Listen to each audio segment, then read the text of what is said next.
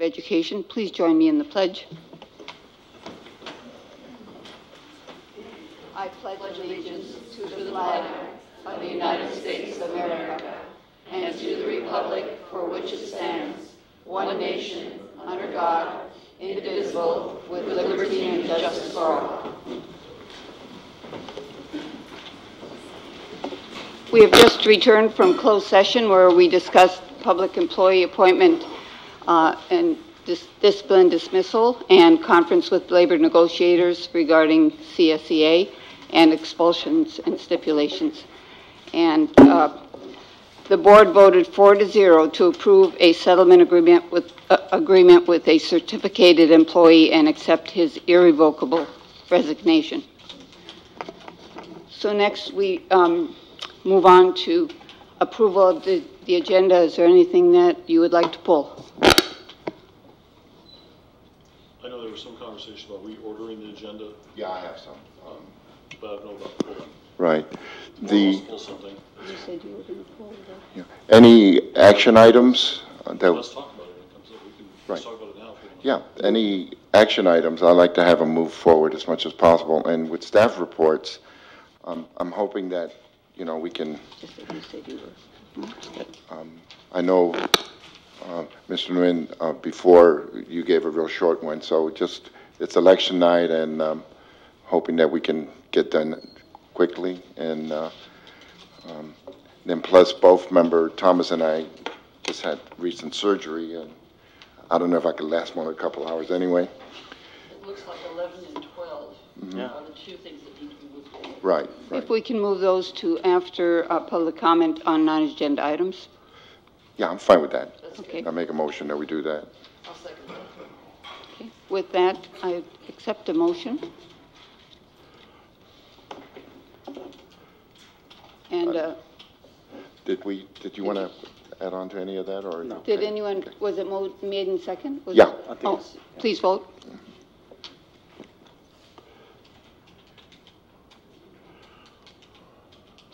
Four ayes, thank you.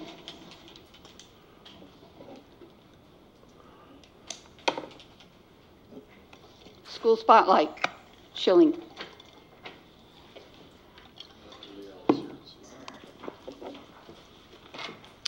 Welcome, Dr. Liel.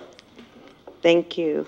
Good evening, Board President, Board members, Superintendent, and members of the Cabinet, and our Schilling school community. Thank you for this opportunity to spotlight Schilling, and it is with great honor and pride that I present to you our school, Schilling Elementary, home of the Stallions.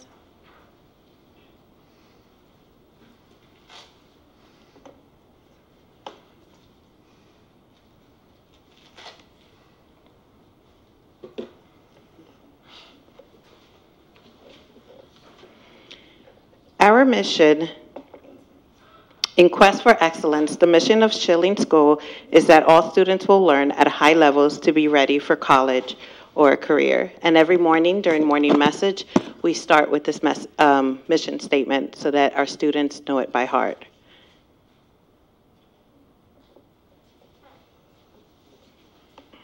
Here's an overview of our demographics. We're at 74% free and reduced lunch. Almost 78% socioeconomic disadvantaged students. Right now we are at 50% of English language learners. Students who have been reclassified who still attend our school is at 18.5%, and students with disabilities is 11.8%. We range from a variety of races and ethnicities, with almost 80% being of Hispanic or Latino descent.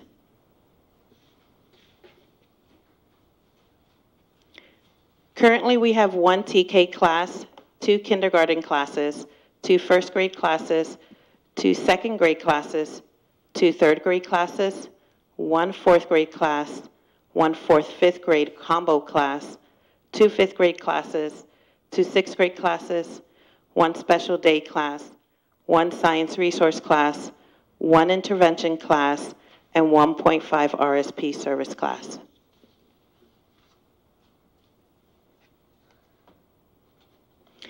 Maybe at next year's school board meeting, I'll sing this song to you guys, but for right now, I'm still learning it. The students did a great job during Newark Day Parade singing this song, and we actually won first place. What is the tune? Mrs. Zeeley is here. I think she actually wrote it. She wrote it.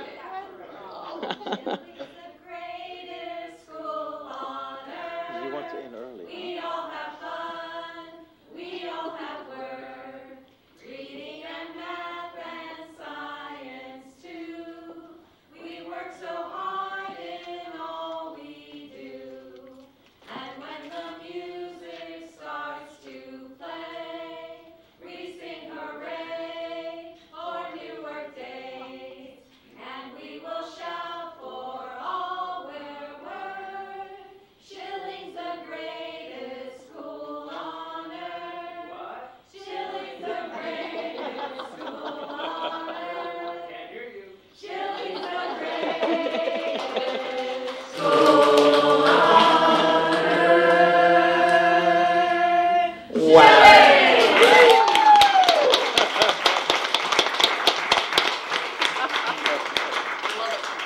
That was fantastic. Thank you all. All right, for this school year, our goals and focus, again, continuously improving our instructional strategies to meet the demands of Common Core. Schilling is our school where our innovative staff strives to create and maintain a learning environment that enables every student the opportunity to reach their highest potential academically, socially, and behaviorally. We challenge our students with a strong and rigorous academic program, technology integration curriculum, and offer differentiation of instruction at all grade levels as we prepare them for the 21st century skills. Our goal at Schilling is to have all students aim for their highest potential. Here are some of the school activities that we do, and a lot of these activities cannot be done without the volunteers of the teachers and community members. They put in a lot of hours after school, before school, and on the weekends, providing our students with these excellent activities. Our school leadership, our student council, science night, science camp, Read Across America, flag football, fall festival, English classes for adults, STEAM activities, cultural assemblies, after-school tutoring, Think Together, Aloni tutoring, Baile Folclórico, Khan Academy Learn Storm Challenge, Reading Buddies, and we are currently piloting the program for ILIT and Fontes and Pinal. This is an overview of our attendance so far for this school year. In blue, you'll see our average range for August and September. In red is for October, and then in orange is the average so far for this school year. So we never go below 95, and some of our classes are almost at 99%.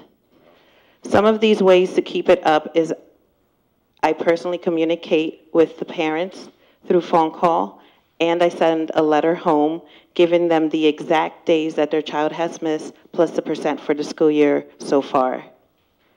Collaboration is also key with the families to ensure that we are proactive for anything that is happening in the family home that we can provide assistance for. During our Wednesday folders, attendance % for the month by class is also announced, and during the morning announcements. We also have incentives like pizza parties or ice cream parties to classes that meet the school goal of 97% or have the highest attendance rate for the month.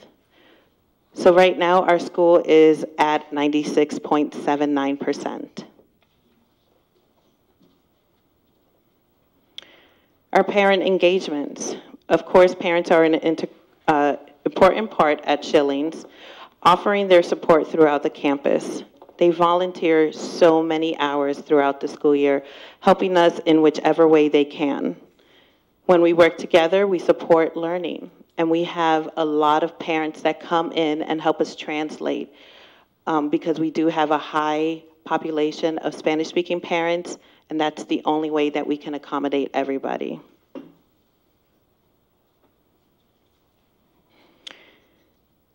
Here's some information about our EL program, or our EL learner, excuse me. In 2015, 66.3% of our English learners made progress towards English proficiency. In 2016, 73.8% made progress towards English proficiency. Then we had a decline in 2017 with only 64.7% making progress towards English proficiency. So some of the proactive steps that we took as a district and as a school is to change the intervention curriculum. Again, we currently use 2 different programs at Schillings.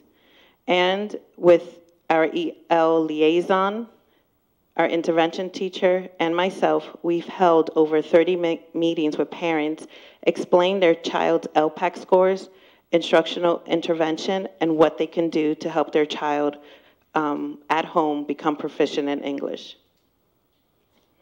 Also working with the families, a great concern was that they didn't understand what their child was learning.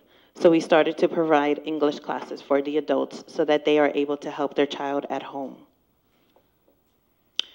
This year, 31 students that entered Schillings were identified as an English language learners.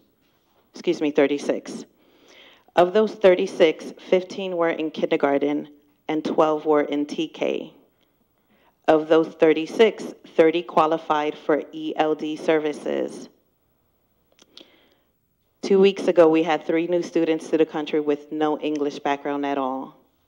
Last Friday, we received 2 more students from another country who have been in the U.S. for only 7 months. Here's an overview of our iReady test for reading and math. These are the reports that we'll be looking at throughout the school years, together myself with the teachers and support staff. When I look at this report, when we look at this report, it breaks it down into different categorical levels so that we can see where our students need the most help.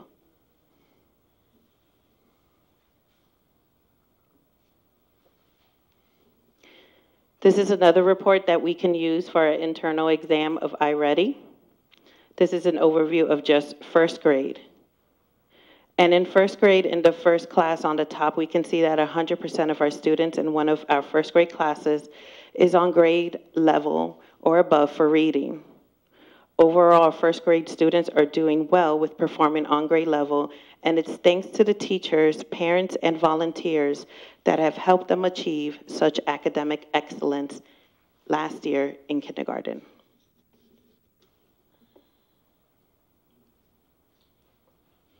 These are different reports that we can also see in the iReady, and it gears our intervention strategies. In the red, in the triangle, are our Tier 3 students that need intense intervention. In the middle are our yellow students that are considered Tier 2, which are just different instructional strategies and support to the teacher. And in the green is our students who are performing on grade level. On the bottom chart, it is broken down from grade level, starting with grade 1st through grade 6. And as a trend that we're seeing is as they get older, the red bar starts to increase. So we're working on ways to narrow that gap. This is our data for math. And again, almost the same trend as reading. As the years go by, our red bar increases. And again, our red bar are the students that need additional support are performing way below grade level.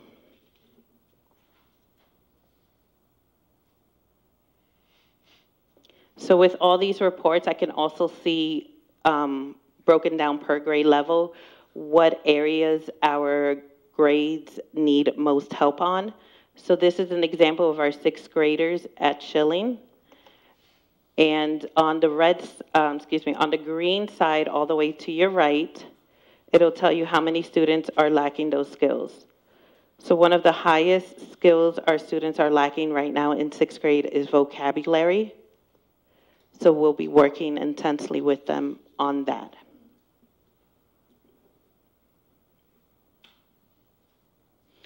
RTI is something that we do in order to implement different instructional strategies for students that are at risk or performing below benchmark. So we communicate with the parents in order to let them know that their child's at risk or not performing at grade level.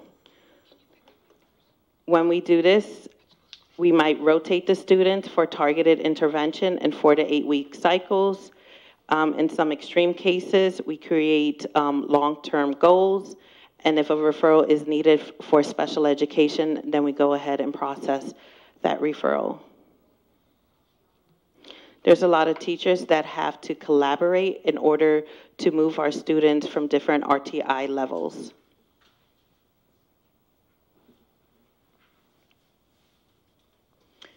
Here are some systems to improve ELA.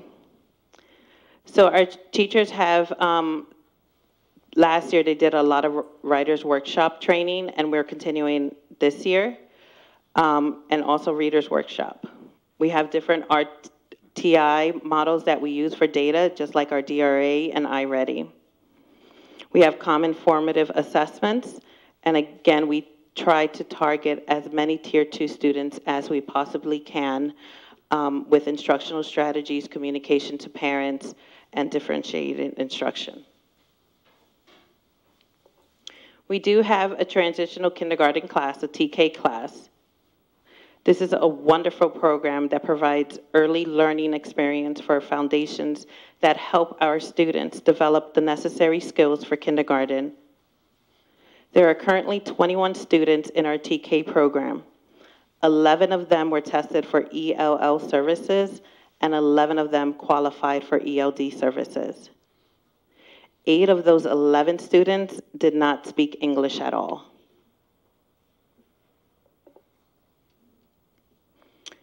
Some systems to improve math. We are using our Big Ideas math curriculum. We also use iReady Math. Our students we have purchased a program for iReady so our students can get instruction on math. And our teachers have different performance tasks and assessments that they administer to determine instructional support, in addition to exit tickets to help guide their math instruction.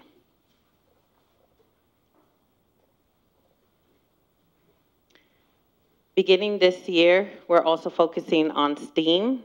This is our first year that we're actually going to implement it with 100% fidelity.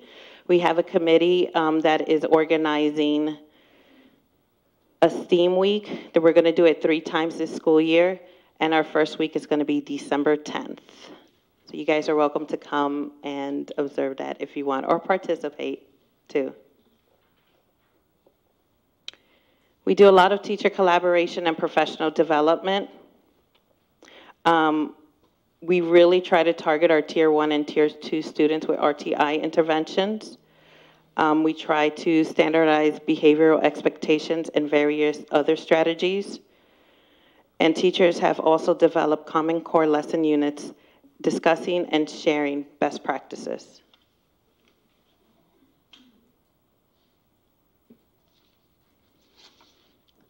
For this school year, we're working on project-based learning, and this school year's goal is to have each teacher do 1 project. Last year, we had some teachers get trained on this, so we have to finish training the rest of the teachers. The 1 project can be on any subject, and it can either be teacher-made or pre-made. And then looking forward to next school year, we're going to increase that to 2 projects and integrate writing and some NGSS standards. One thing that really works is our caring community reading buddies.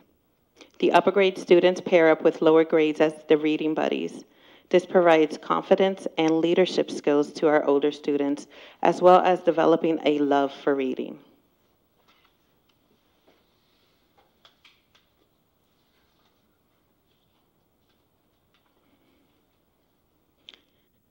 One other way that we communicate with parents and this is another picture of our reading buddies, is through Class Dojo. Class Dojo is a great way to communicate to parents. We can do messages or announcements, and they could be translated to over 50 languages if we write it in English. Class buddies are when we pair up an upper grade and lower grade student. Student looks forward to meeting with their buddies each month and are always asking when they will be getting together. We also incorporated buddy classes into our safety plan to have the buddy classes together at the long-term holding area in order to provide comfort and support in a true emergency. PBIS, Positive Behavioral Intervention and Support. Schilling actually started PBIS in 2014 with a group of teachers, specialists, and administration. 4 years later, we continue to implement PBIS as we continue to grow as a staff, improving the system and reflecting on what works best with our students. So our students are given Schilling stars, and every week we randomly draw students from each grade level and they get a prize. Once or twice a trimester, they're able to redeem their Schilling stars for different prizes that are donated but also bought at our Stallion store.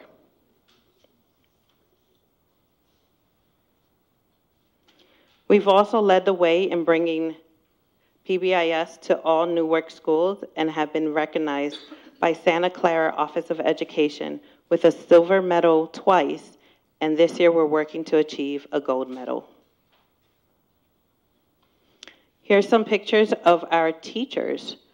This all happens because of our teachers who actually present all the expected behavior in the beginning of the school year and every month.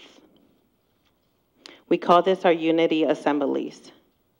The PBIS team teaches our rules and behavior expectations in August and again in January, presenting all the information in creative and engaging ways. Grade levels are assigned a month to perform on stage. Each team chooses a song or a poem that supports PBIS or another aspect of our school or curriculum. Students perform for the school the first Friday of each month, and then they treat their parents to an encore. Families are delighted to see their children perform.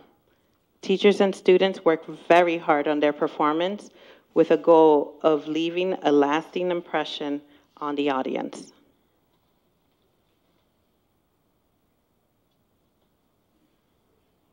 Oh, there was a video for you guys to watch, but that's okay.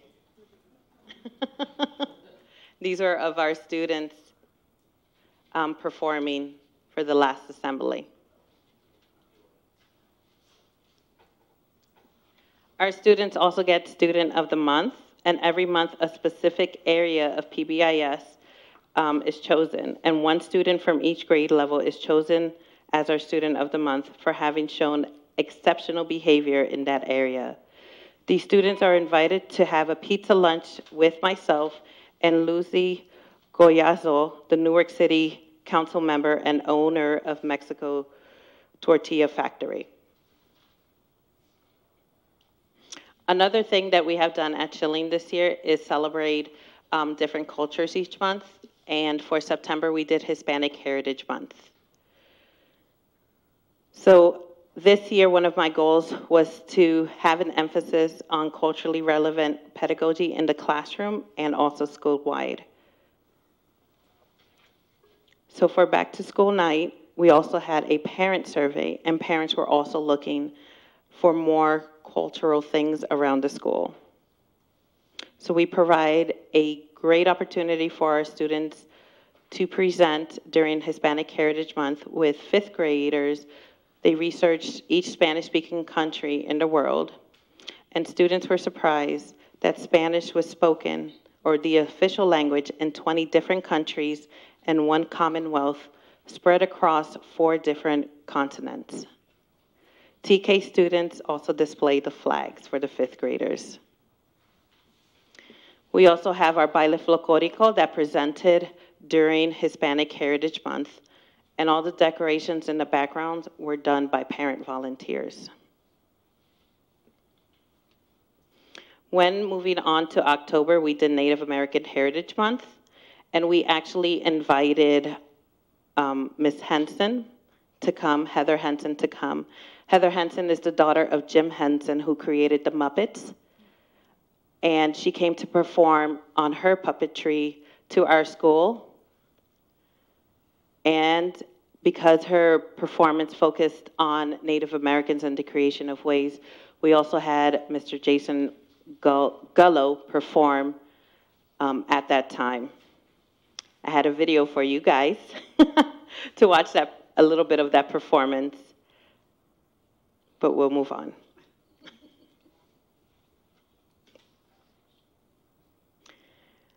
Our fifth graders also had a walkthrough museum during Native American Month celebration, where they taught all students in the school how to make dream catchers. They also did these displays learning about the different types of houses that different Native American tribes lived in. And here are some of the examples up front, but also some of the posters in the back.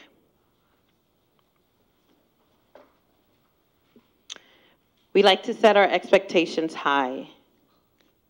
Student achievement is strongly affected by what teachers expect of them, and this has been demonstrated by many educational researchers. When students understand what is expected of them, they are able to achieve the expectation. Currently in TK, and this is a picture from the TK classroom, we are testing out a rubric system where students can check their own work based on the expectation of the teacher. For the last 3 weeks, Ms. Quintong has been using these rubrics for so students can redirect their own behavior, fix their work, check their own and each other's work, and check for their own understanding. Here's another rubric that she uses with our TK students.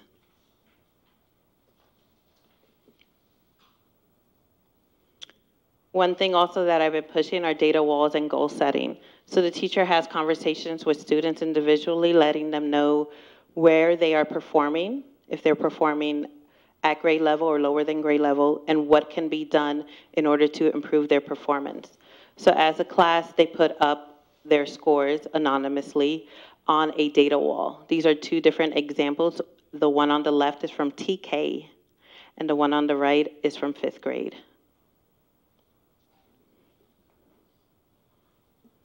Here are some other examples of data walls that we use in our classrooms. The one on the top with the frogs is from 3rd grade. The one on the bottom with Mario is from 5th grade, and the one on the right is from 3rd grade. So teachers can create them any way they want, as long as they're having those conversations with the students and the parents so that they know where their child is performing, but the student also has responsibility for their own learning. Another initiative is the growth mindset. We want our students to believe in their own intelligence and their own learnings. And when they believe in themselves, they are able to get smarter, and they understand that effort makes them stronger. Therefore, the extra time and effort leads to higher achievement.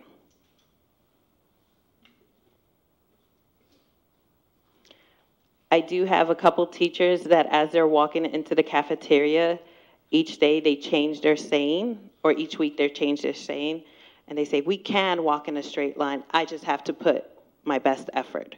So those are some examples that we use in each classroom. Now I would like to present to you our student council who has came today to give you some information.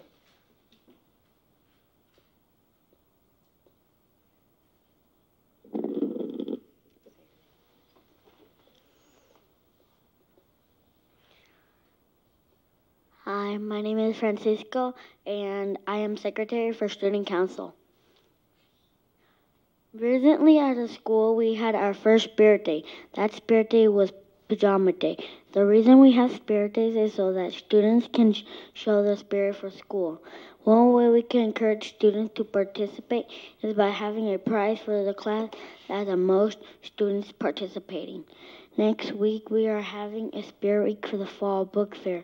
The Spirit Week consists of Sports Day to kick off the book fair season, Superhero Day because reading is our superpower, Teddy Bear Day to read to your favorite fuzzy friend, and Fairy Tale Friday to say farewell to your fall book fair. Those who participate will be entered into a raffle. We have other Spirit Days planned in December. Please stop by to see our spirits. Thank you.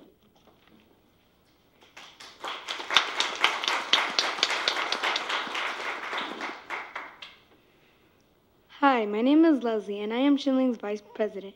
We do a canned food drive, which each class in Schilling tries to donate the most cans or packaged food that will go to Viola Blythe. The canned food drive starts on November 1st and ends at December 14th. Another activity is the Reindeer Run. The Reindeer Run is on December 7th. The Reindeer Run is all about our students having fun after school by running a race. It will go like this. Each grade will race by gender. We also have prizes for the students who get first to third place in the race. First place will get a Reindeer Run t-shirt. Second place will get an extra recess. And third place will get a Starbucks gift card. All the prizes are provided by PASS, Schilling's Parent Club. The students who participate in the race get a candy cane at the end. Thank you for being a great audience and hearing what's going on in Student Council.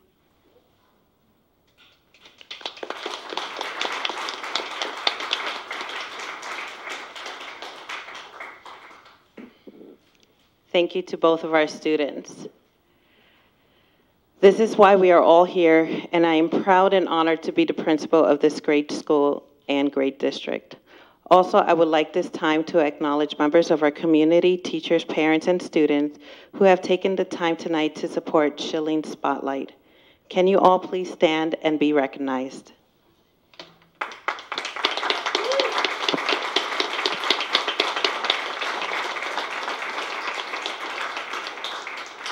So thank you, and again, go Stallions. You're invited to our Veterans Day honoring this Friday from 8:30 to 9:30. And that stallion up there is made out of Post-it notes. So thank you, guys. Thank you. Does the board have any questions or comments? Mr. Rodriguez? Welcome to Newark. Thank you. Schilling, as everyone knows, at one time I had 3 kids and 2 grandkids at Schilling through 3rd grade. So one of the challenges we have as a community is to look beyond the numbers. You know, you show numbers and it's sad to say, or just the way things are, when people are looking at places to, you know, a school for their child, they look at numbers.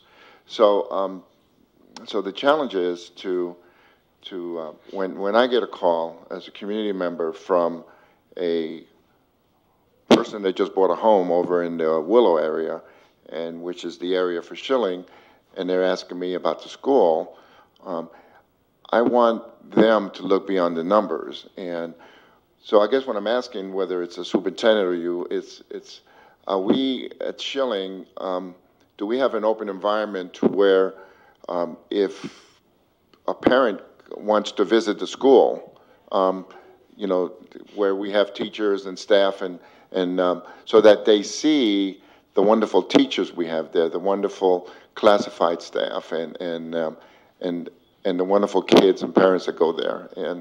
And so so that, I guess that's what I'm asking, is that, and that applies to all of our schools, but especially in that area because that's where a lot of building is being done. And I don't know whether we're going to get too many kids from that area because of the price of the homes. But I just want to make sure that, and if I can help in any way, you know, I being an alumni, I I really think it's so important that we showcase what we have inside the schools, and having a dad who was a EL teacher and teaching in a multicultural environment such as Schilling, in my opinion, would be the best or the strongest teachers and staff. And I mean, I think we have strong staff and teachers at all our schools, but to me, the makeup of Schilling and the number of kids that we have that are English language learners, and so I just, in my heart, I just want to see a way that we can showcase what's going on in the classroom, and hopefully and I've already talked to the superintendent on it and come up with something that we can, when we do have someone that wants to come. Now, in your chart, when you looked at the ADA, and you saw that in, let's say, in kindergarten, and it looked like the middle grades was always high, and the 6th grade and the earlier grades was, I'm sure you have a plan to address that as you do with everything else. So if you can just take a minute to share the plan that you have to address the ADA at the lower grades and maybe at the 6th grade level that I saw? So every morning we go over our attendance rate for the previous week, and I personally announce it with student council members. And then through Class Dojo and emails to parents and our Wednesday folders, we also give out the classroom average.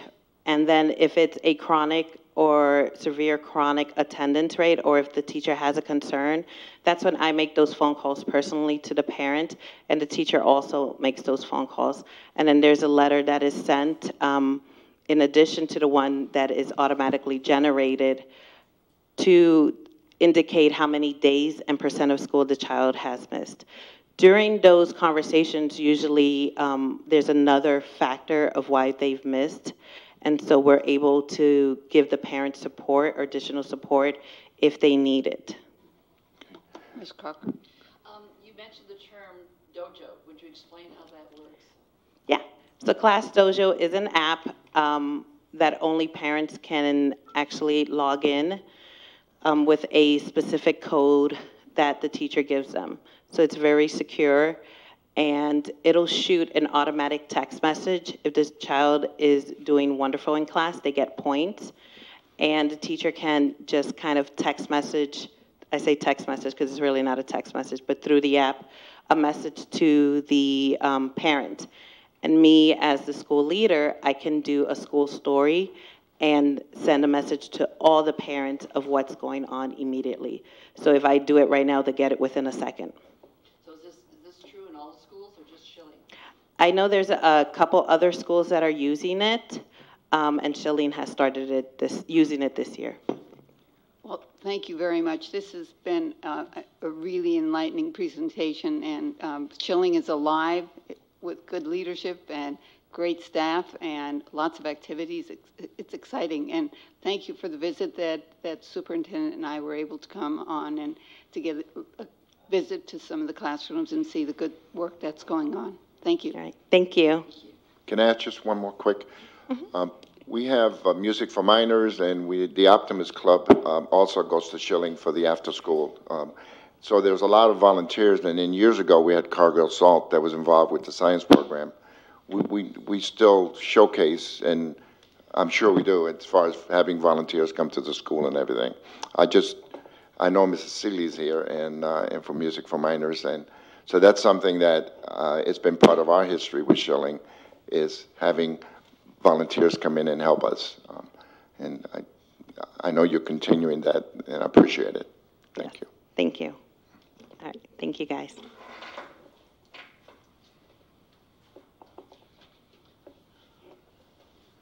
Okay, next we move on to student reports.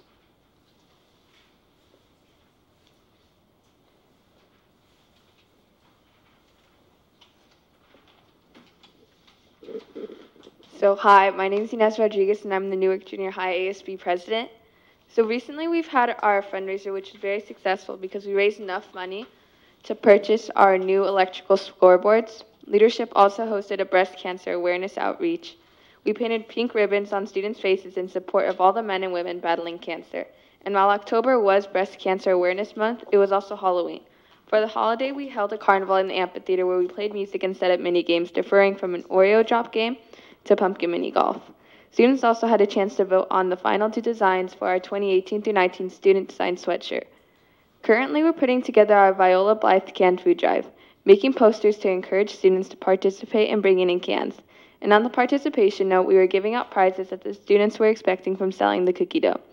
We also just had our annual Let's Get Real bullying awareness presentations. Coming up, we're most likely going to be having a winter festival, which would probably be like our Halloween one. And while we're in season, we are having Toys for Tots where students can bring in slightly or unused toys for those who need it. Also holiday grams that they can give to other students and be delivered right to them. And on Friday, the girls' soccer team has their first home game, which is against Castro Valley at 3:30. Thank you.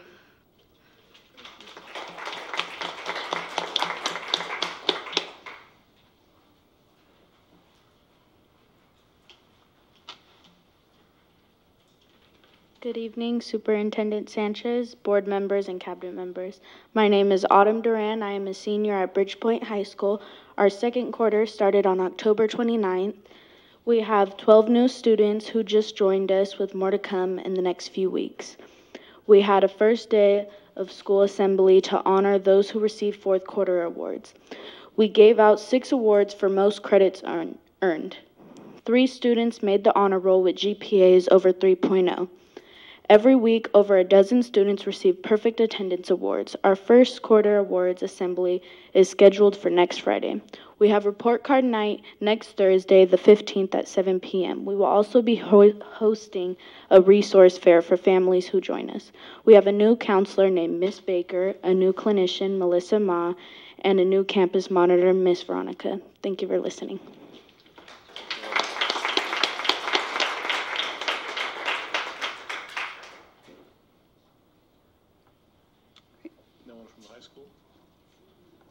Apparently not.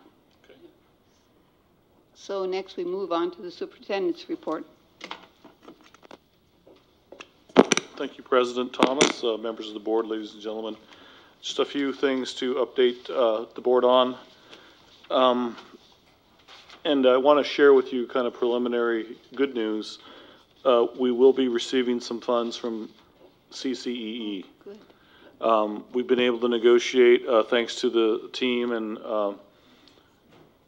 long-going conversation. We've been involved with CCE for 2 years now, but they've agreed to fund 4 positions, 2 math coaches and 2 data coaches, which we would kind of split into teams or pairs. So 1 data coach, 1 math coach to help support elementary, and 1 data coach, 1 math coach to help secondary. They've also agreed to set some funds aside to support a new board or support our board in the effort of doing retreats and planning and strategic planning and facilitation. We're still working through details on that. And the last category is that they would help us fund some another year of communication support. So all in all, it looks like it's close to $400,000. We'll have final numbers hopefully by the end of the week. But Congratulations. it's been a long, hard-fought battle, but I think we're finally getting some dollars that'll help make a difference for our efforts with academics. So thank you. And the continuous improvement model, that's really what their funding is, trying to see how we can continue to refine the work we're doing. Budget Advisory Committee, been meeting weekly for the last 4 weeks, discussing ways to slow spending. Kai has done a nice job of stepping into that role, even new in his role, and just providing information that the committee's asking for. We're looking at how we can gain ADA, attendance trends. We meet again tomorrow. We'll be reviewing timelines and look at other ways to reduce expenditures. So more to come there. But that group is a very committed, hardworking group. Enrollment Committee, and I think we do have a bit more of a plan that's broken into a few different categories, and we'll probably bring you more of a formal plan of what we're doing And this has been put together by the communications firm that we brought in to kind of hear the feedback from the enrollment committee, and really looking at areas like marketing, social media, enrollment and customer service, are just the big kind of areas where we're looking at making some first key moves to improve what we're doing with that. So more to come on that. Facility master planning, we'll be meeting with all principals this Thursday, laying out the schedule of site workshops that happen next. And I think the first one will begin right after Thanksgiving break. I think it's going to be at BGP, I believe is the first school. Number 5, we also are be meeting, Mr. Wynn and I will be meeting with FICMAT. They're coming back on December 6th. As part of the contract we paid them for, they agreed to a free return visit to see how we're doing. And interestingly enough, the liaison that we have from FICMAT is Mr. Jeff Potter, who was formerly at the county, who knows our district. So it'll be interesting to have his perspective on how we're doing and what we need help with. And we'll be bringing forward a resolution tonight on a No Place for Hate resolution, which is No Place for Hate, or Bay Area United Against Hate Week, November 11th to 18th. And just that whole spirit in light of all of these recent events, I think is a great resolution that we'll be able to read later this evening in the agenda. So that's all I have at this time. Thank you. I had a question. We have a member, Preciado, resigned, and so we have an opening, and some community members have asked me if you could report on that, if you don't mind. Sure. We do have, actually, in the recent copy of, thank you for reminding me, Member Rodriguez, in the recent copy of Tri-City paper on the November 6th issue, we do have the actual publicized appointment of the vacancy and how you can fill out an application. The application is available on our website as well as our Facebook page. Is that correct? Or just on the website? Facebook, they're in the back of the room. There's a stack in the back if anyone's interested as well. But if anyone has a question or is having any challenges that's watching or in the audience, please let us know, and we'll get you an application if you're interested in what the parameters are around appointment. The timeline that the board has set forth is really trying to collect those applications by November 9th with a special meeting that's scheduled, I believe, on the 13th to make a final decision on the appointment that would occur. But thank you for reminding me, Mr. Rodriguez. I apologize for forgetting that. Thank you. Sure. I think it's important that people understand the process. So can you just very briefly indicate they fill out a form to apply for it, answer the questions, and then they'll be vetted by a group of people to make sure that they are legally able to become a board member. And then they'll be brought in front of the board for a series of questions all at one time, and the decision will be made that night. So it's a very fast process, but I'm delighted that a number of people have stepped up. This has not happened in the past, and so it's a very important position. It's very important that we get the most diverse and highly qualified people we can get.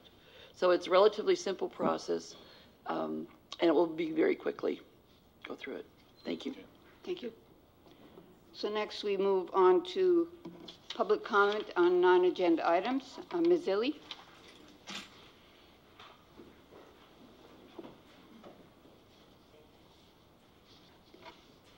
Thank you. So nice to be back again. I'm the Director of Music for Minors 2 board members, and some of you may not know me. We are the nonprofit that has been serving Newark Unified since the late 1990s, actually. But this makes our 30th anniversary year since I started the program in 1988. We recruit and train community members. Most of them are parents of the children that we serve. Every fall, and we're just about to graduate 30 new members. Volunteerism is what makes our program unique because these are volunteers that are trained and go into the schools 1/2 hour a week sharing singing and signing songs, rhythmic movement and dance, instrumentation, and just listening, appreciating all the wonderful exposure to music that children need.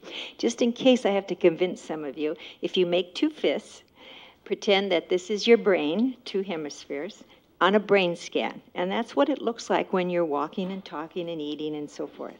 Now go like this and go like this. This is what your brain looks like on a brain scan every single time you experience music. You mean it builds neuron bridges and connects both hemispheres of the brain, and your brain is working at fuller capacity? Well, how can we afford not to have it in the schools? And that's what motivated me to start Music for Minors too, and what has motivated hundreds of volunteers who have served thousands of children when you think about 30 years. Our training is free to the community. We provide lesson plans that are standards-based lesson plans. Those are also free. And we have 5 resource centers, Fremont, Newark, and Castro Valley school districts that we serve. And there's one right here in Newark at Kennedy. And we also give opportunities for the children to perform on professional stages. And they've done that at Ohlone and Chabot and Cal State and Harbor Light right over here. I've given you the packet because I only have 3 minutes and there's so much to say. I've given you some samples of Newark teachers who have given us feedback of what the impact has been, the positive impact on the children because of our program. And I also want to publicly thank the Newark Betterment Corporation and the Newark Education Foundation. For the past 4 years, I've written grants to them, and because of them, the program has been free to the Newark schools, and we've been able to cover all kindergartners and all first grade students. And our goal is, of course, to expand that and to do more. We provide free presentations, free assemblies in taiko drumming. We have a brand new one coming out called Blues in the Schools. And then we do family music nights where parents can come and for an hour enjoy music with their children, and we recruit volunteers that way as well. We know music changes lives, and it not only of the children, but of the adults who share that music. And our program is quite affordable with $10 per child for the school year for 1/2 hour a week music exposure. But my other reason for being with you tonight is to invite you. We're going to have this Friday, November 9th, this is as soon as I could get to you, a gala event. And the gala event is our 30th anniversary gala, and the proceeds will go to our scholarship fund that we've established called Help Our Students to Sing. We call it our host campaign. And thank you, Ms. Silly. Could you wrap it up? Yes, sure. And if you can't come, there are other ways to, of course, support our program, and if you go to our website, we'd appreciate it. Thank you very much. Thank you very much for the work that you do. And the Newark Rotary Club has a grant program that you might want to look into. I definitely will do that. Thank you. So next we are going to move on to old business because we are delaying the staff reports until after we go through our action items. So 11.1, replacement of cafeteria tables.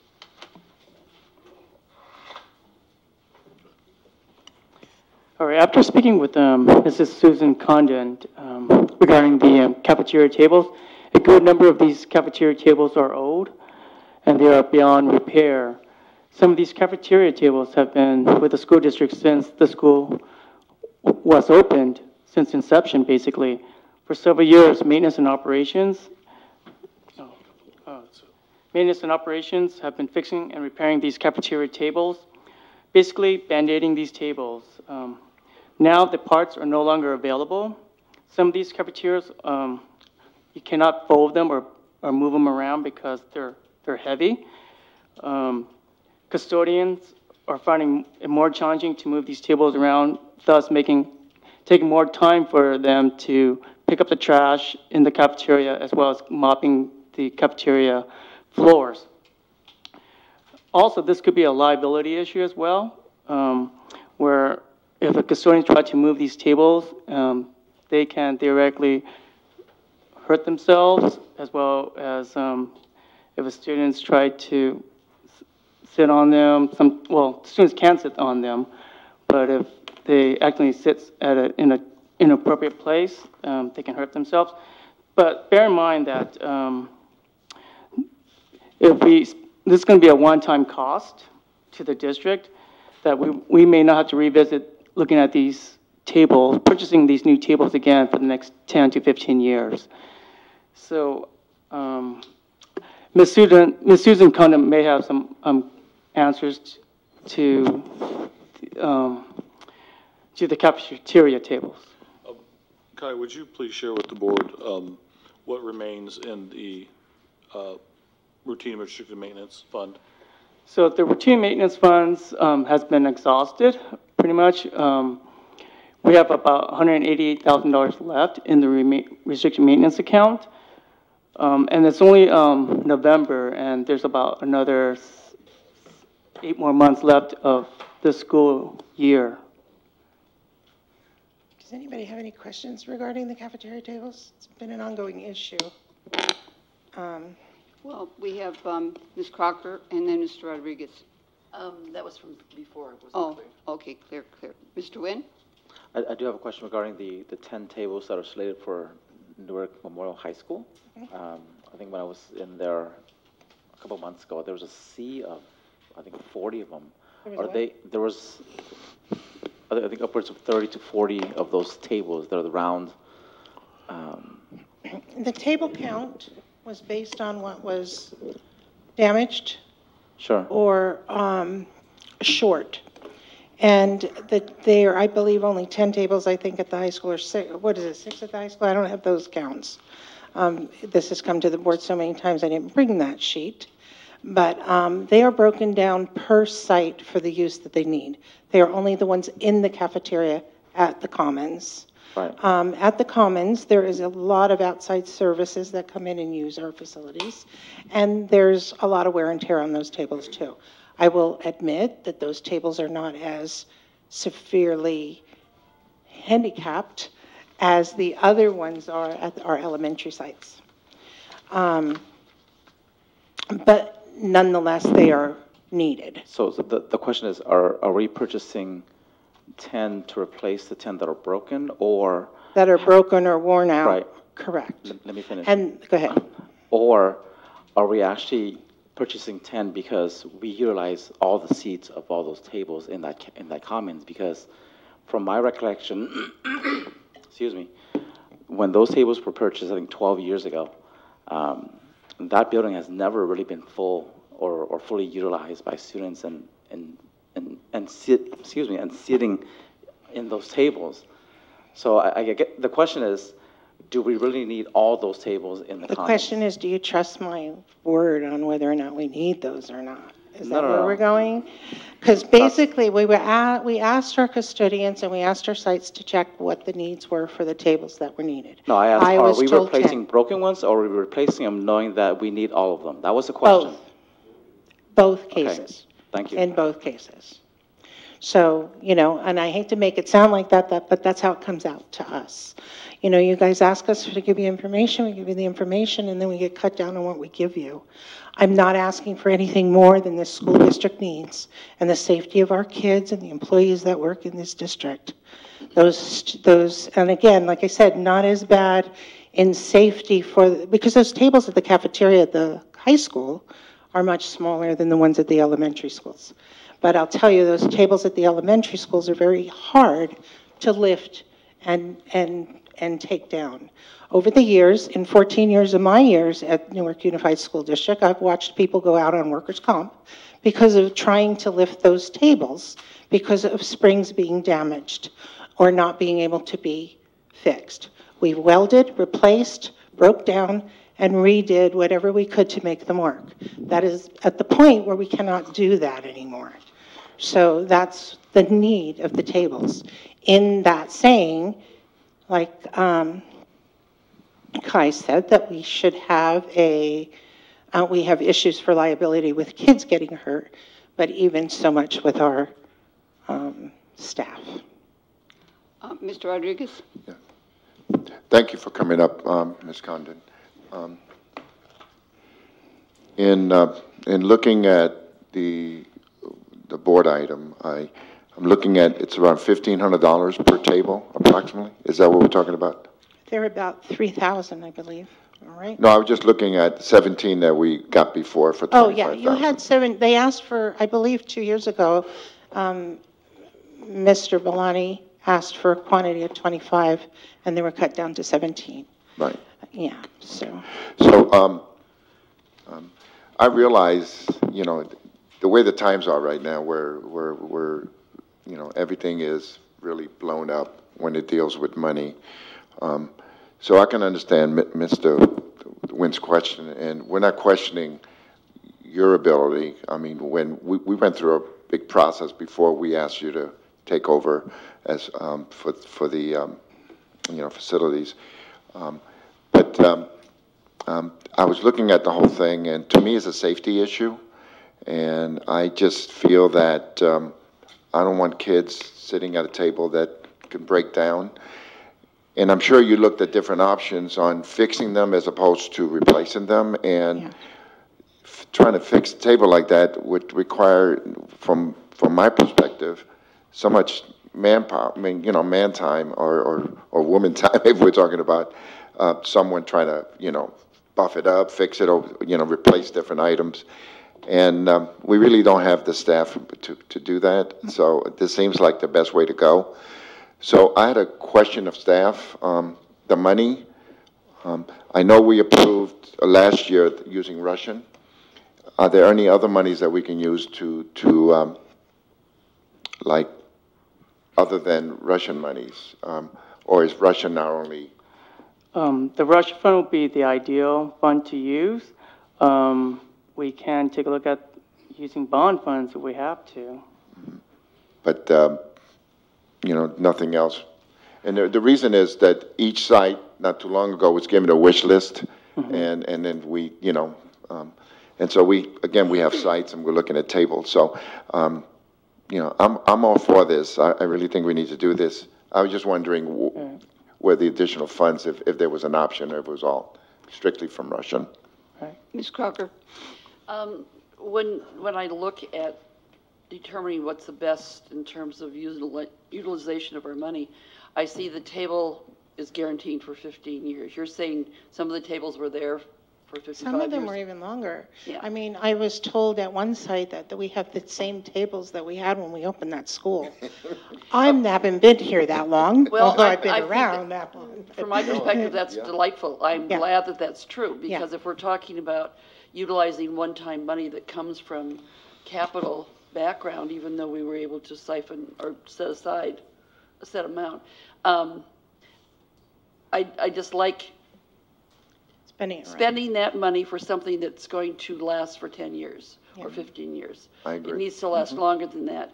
And I'm wondering if we are looking at, because we have reduced enrollment, whether we're looking at what is the minimum that we could have and take care of the student population, as talking with what Mr. Wynn was talking about, and actually keeping that in mind, the fact that we are going to be doing this on a regular basis. And so there has to be a rotation.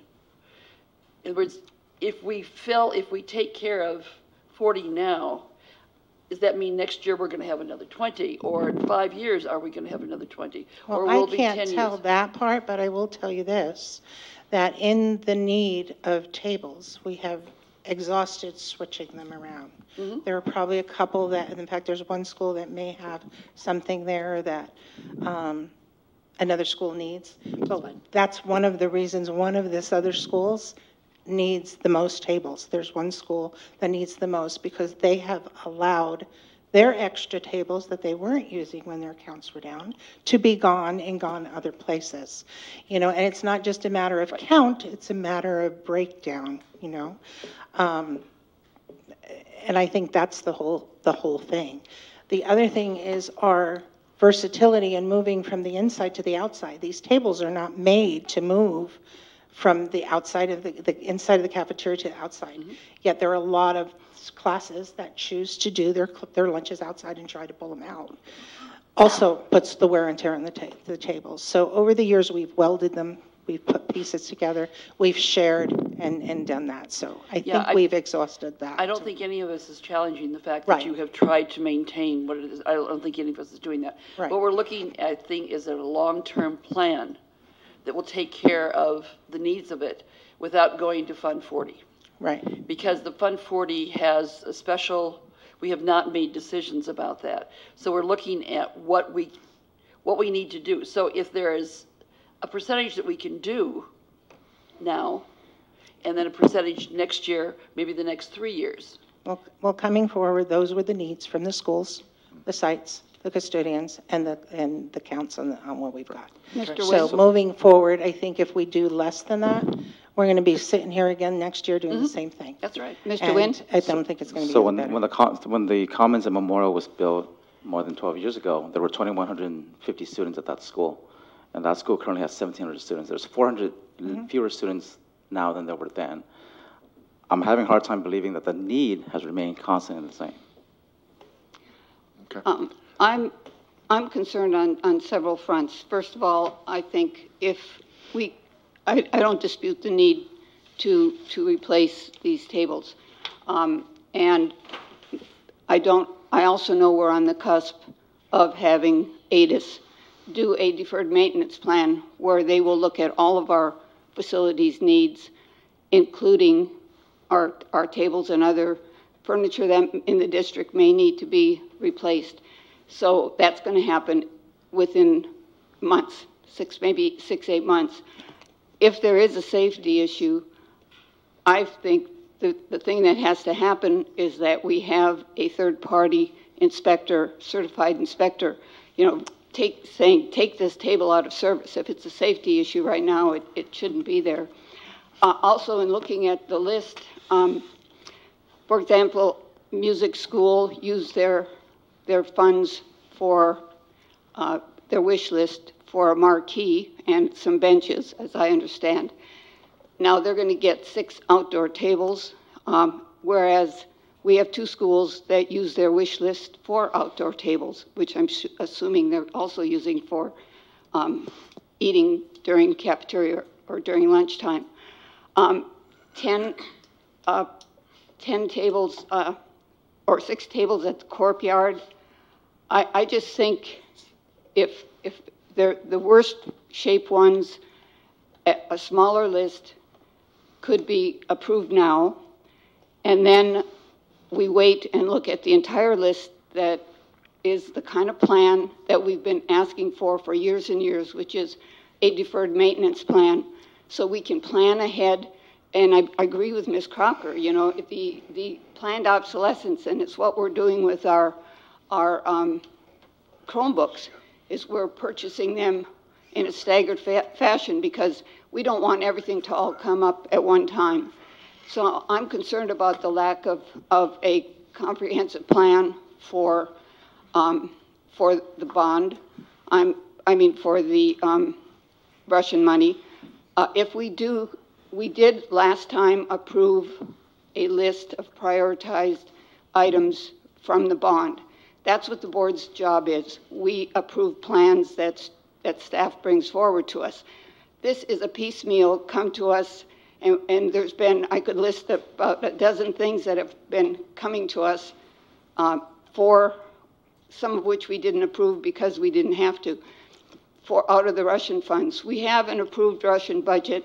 Anything for future that comes out of that budget should be part of an approved budget that the board has a chance to look at, and that's brought to us by staff, and it's based on the entire things that we've already approved. So that's my concern. And I don't know why we are putting outdoor tables. I share Mr. Wynn's comments about whether we truly need that many at the high school. And based on safety, I think if there's unsafe tables, they should be gone now as far as for kids and their use. But I could go with a small critical list, but not this. Mr. Wynn? Mr. Wynn was next. No, I already. Mr. Rodriguez? You talked about tables that can go inside or outside. So the new ones that you're proposing here, are they? No, they're the same tables. Right. They are not made to go over the cement and in and out. Okay. To accommodate those I just things, thought which is why some of them break down. Right. And tear apart. And I agree, if we can get through with a few of them, that would be fine, but approve something. I mean, if you don't want to approve all 45 because of whatever the reason may be, I've already explained to you that the high school is not as bad as the ones at the elementary. Right.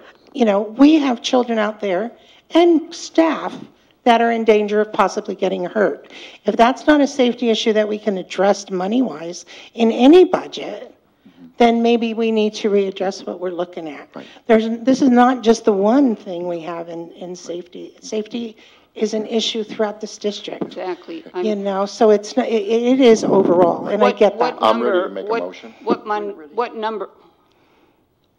Quite frankly, I can't tell you what number. I'm telling you I need 45. so if- And if I took out the cafeteria tables at the high school, what's the count on the cafeteria tables? 10?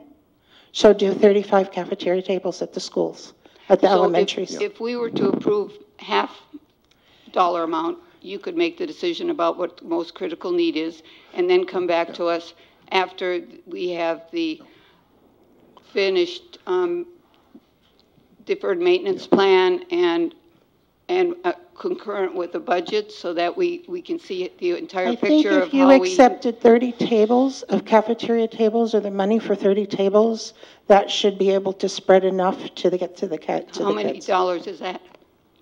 This is 45, divided by 45. I don't know, what would say, 30? It says 56 here. Because I've got it broken down on your papers per site. No, the high school tables are at a different Sanchez price with- point. So I'm wants ready to to make talk. a motion when, Mr. would like to- Sanchez and then Ms. Crocker. I'd like to make a motion. If you don't mind. What I'd like to do is make a motion that we approve 40 tables.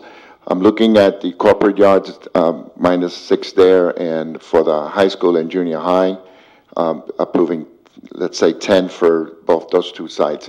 I'm more concerned about the elementary, so my motion would be to approve 40 right now, and hopefully I get a second. If not, we'll have to move on with something else. Mr. Sanchez? I think part of what I'd like the board to think about, this is actually a symptom of a transition year that we're in right now.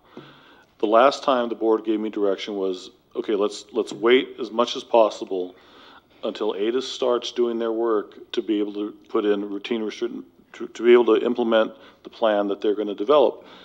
And in the meantime, we were given the direction to only bring things that were really critical of safety and of that nature. So that's one issue. The other issue is there's only 181,000 left in routine restricted maintenance. This could be expended out of that tomorrow. It could come out of that fund, but we're going to be back here talking to the board. How do we get through the rest of this year with critical safety items that we need to do, like tripping issues, pinching your hands on a table? I can tell you, having come from HR, one litigation that happens can be up to $250,000. If an injury to a student or an employee happens, that's something that we're kind of a little at risk at. So I think, but the larger issue that maybe we need to study more deeply is what's the right amount not to exceed for safety for this year, so we could get through this year safely and get to where we have recommendations from ADIS to go forward with routine restricted maintenance. And I think Susan was given direction and has done her best work to bring us what she feels are the critical items. And, you know, and I think that's part of why I think it's good to have this discussion.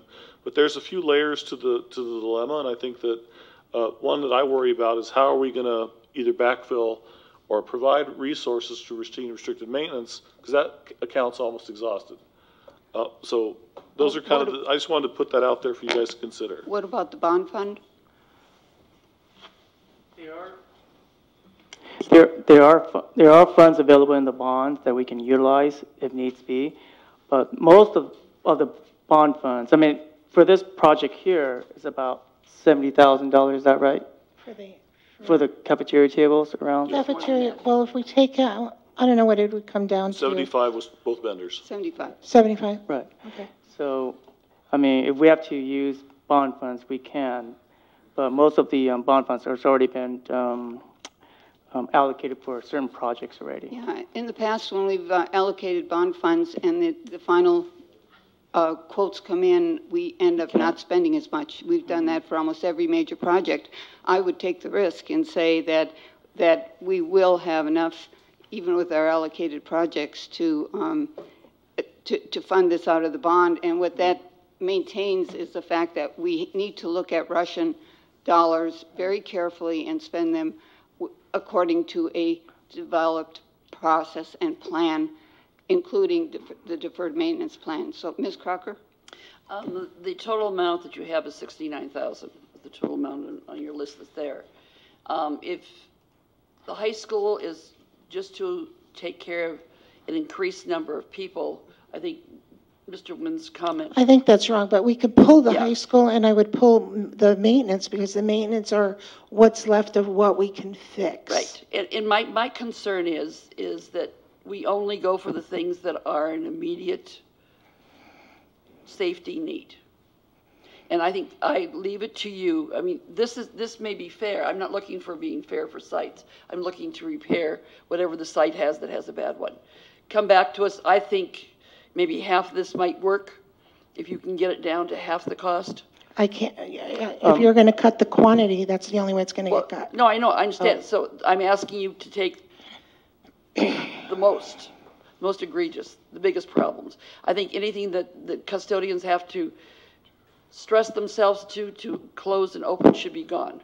I don't think there's any doubt. There's no reason in the world that we are putting our employees in that kind of position. And I think that should be the basis. And, you know, with the hard numbers is what we're looking for. Mr. Wynn? Thank you, and I would probably caution about thinking about using bond funds for this unless we somehow attach it to a bond project that the voters approved, whether it's tied to a particular project for it to be executed as FF&E. If not, we may not be able to use bond funds for this. What do you mean? We can't say as a board that we are approving this as a project on the bond that fits the bond criteria? Well, I would consider this as a modernization. I mean, we're going to be replacing these cafeteria tables, and part of the bond written in the statement was for cafeteria as well. Okay. No, as long as the verbiage is there, Yeah. and we attach it as a project. I could certainly approve the entire amount out of the bond or half of the amount, which is sort of what Ms. Crocker is saying. If you want to prioritize out of Russian, I could feel comfortable doing that. Or you could split the difference, half from bond and half from Russian,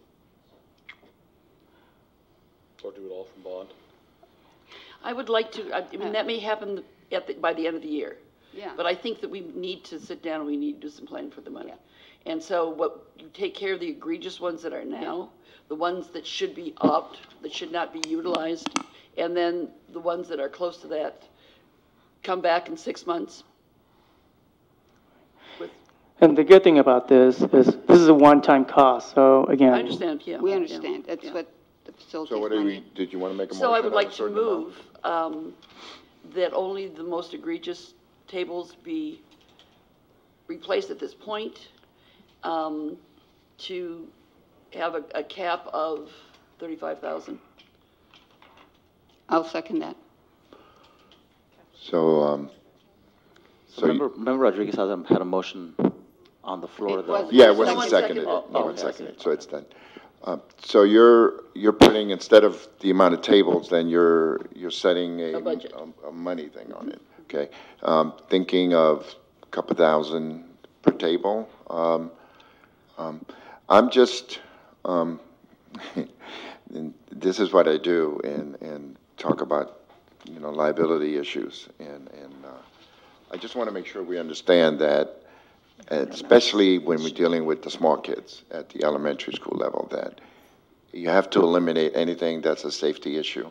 So I guess that would be on our director, to make sure that there's no tables out there that can cause harm to our kids, because like superintendent said, one claim can just destroy this. I mean, we're talking to our about staff.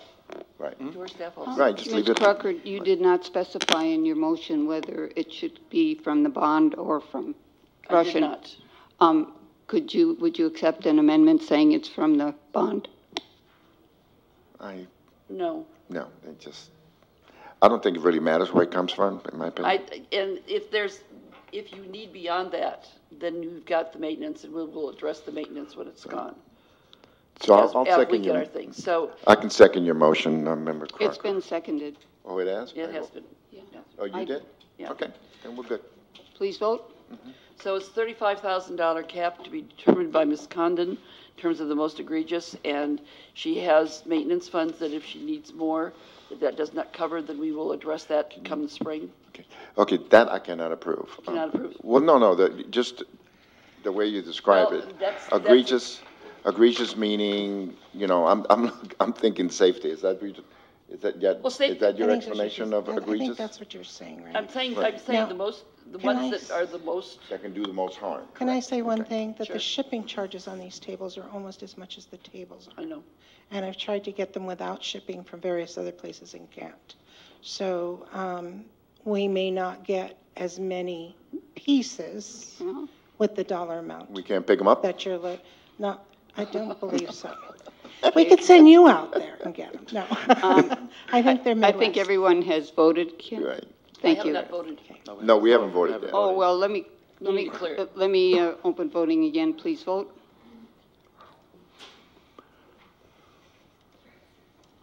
4 ayes. Thank you. Thank you. So I wanted just a clarification, so not to exceed 35,000, and is it Russian funds or is it bond?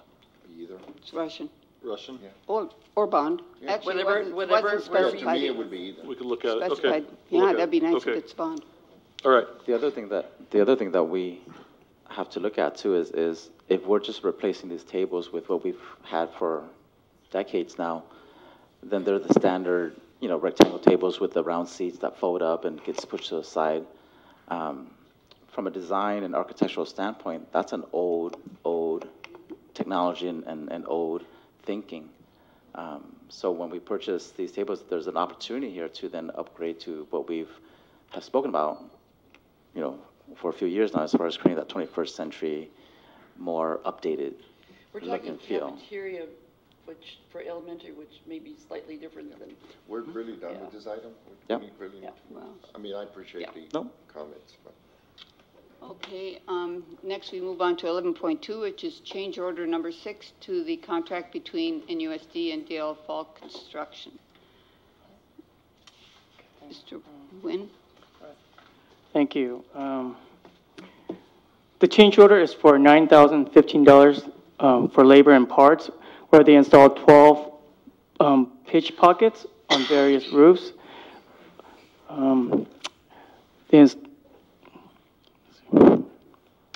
They raised the foundation of the piping and conduits to 8-inch, which meets the minimum standards. Mr. Mitchell is going to come and speak about this from Banner. Good evening, Superintendent, Board. I'm with Banner Construction Management, and this particular change order I know was brought before the board back in June. The work at that time was completed. It was pre-authorized already by district staff. So if you need a further explanation of what a pitch pocket is or why they needed to do it in 12 different locations, across a bunch of different roof sections at the high school, I'm more than happy to give it to you. But it's basically, they couldn't raise large conduits to above 8 inches, which is recognized by the National Roofing Contractors Association, which is the standard in the roofing industry. So therefore, what had to happen, they had to go to a different type of detail, which we call a pitch pocket. They had to basically leave the pipe where it was, and they had to properly flash it so we wouldn't have any leaks downstairs, you know, from the roof or from rain. So basically, it's just a sheet metal that's basically round, and with a single ply roof, they fill it, first you fill it with about half an inch or an inch full of grout, and then you pack it with a material that's similar to the roofing product. So they had to do that in 12 different locations. That's the first part of this change order. The second part of the change order has to do with a rotary vent, which is similar to what you put on top of your housing. It's the one that spins around and around. When they took off the existing roof, which was a foam type of roof, which is something where they just spray everywhere to use it to waterproof, part of the on this project, we took off the old foam roof and we found an old rotary vent underneath the foam. So what this was doing is was allowing some venting in the attic space, and so we had to replace that. Mr. Nguyen? Couple questions. What was the initial impetus for the change order to begin with? What triggered it? Well, what triggered the change order was exactly what I just said.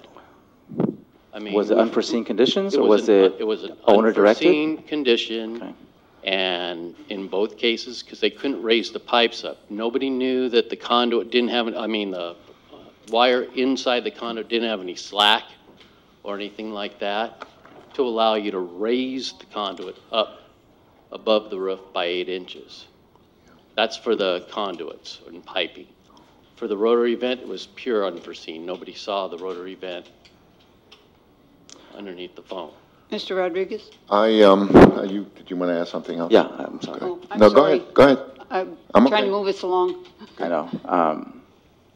So when we discussed this initially in August, we mentioned that the board made it very clear to Vanner previously and to staff that we were not going to accept any further change orders to be executed. And so the question still remains, we know who signed it based on the documentation here. Why did we initiate the change order knowing that there was a directive from the board stating that there were to be no additional change orders? My understanding that the work had been done in like May. Right, but the issue of no further change orders was issued long before May. Well, Yeah. So I can't answer that. I wasn't around. No. But to me, it's 9,000 doesn't seem like a lot of money, but the initial change order, we're talking about a $6 million contract, was what, 15 to 20%, which is 17, way above what we felt that was necessary, and yet we did approve that. And to come back for a minimal amount where you'd think that we would have a conversation with the contract and say, look, as big as this is and everything, why can't you just move on with this? Why even bring this forward and for $9,000? To me, it's just nickels and dimes when you look at the whole scope of the whole thing. And it just shows a relationship that we have with this particular, it's not very good, because I would think that they would just say, hey, no problem, it was so big, we'll take care of it. And so I'm just not happy with it coming forward at all for that minimal of an amount, considering the scope of the whole project. So that's all I have. Are we ready for a motion? I don't really want to. Yeah, I'd like to talk. I appreciate where you both are coming from, and I agree. I would like to see the total amount. We're talking about, with this particular contract, it was a $6 million contract, and we had change orders of $1 million. That's a really high percentage. Can you give me any logical reason why there is such a high percentage of change? Not being a part of the project, I know about one change order where and I don't know what transpired, so I cannot tell you why. I know that my previous staff, Banner staff, was ordered to move forward on certain parts of this project, and they moved forward on it without the Division of the State Architect approval. That's why the project started in 2016, and the high school was put on hold till 2017. There was an increase, and I know a big chunk of that $1 million was due to increase in stop and starts and what have you, which I'm sure you've heard as a board prior. So that I know is a big chunk. All the other small change orders could have added up. I don't know what they're about. I just hope we've I learned didn't from spend this. my time going through history on previous change orders that were approved Just by bring the this forward, board. that's all. I understand. Anyway, Well, I would like to have you discuss this with these individuals, because it hasn't been a very good relationship, and I understand. for them to even bring this forward is just, did we already pay them everything? No. No. Okay, Nope. okay, The work has been done. Yeah. Why couldn't you just have a conversation and say, hey, look, why can't you just move forward on this? We're only talking about $9,000. It just, I don't know, I'm just not happy at bringing. Well, I know it's not DL Falk that's making anything here. Right. I know it's to Yeah. pay their subcontractors. And I feel bad because you weren't here throughout this whole process, but you're here now. But we've had a number of different people that have been in your position, and part of what we're paying for Banner is having a knowledge of the history and a knowledge of what's going on, and I think that, that is a concern. I hope this doesn't happen again, and for $9,000, I just want it to go away, and I think this is the end, it goes away.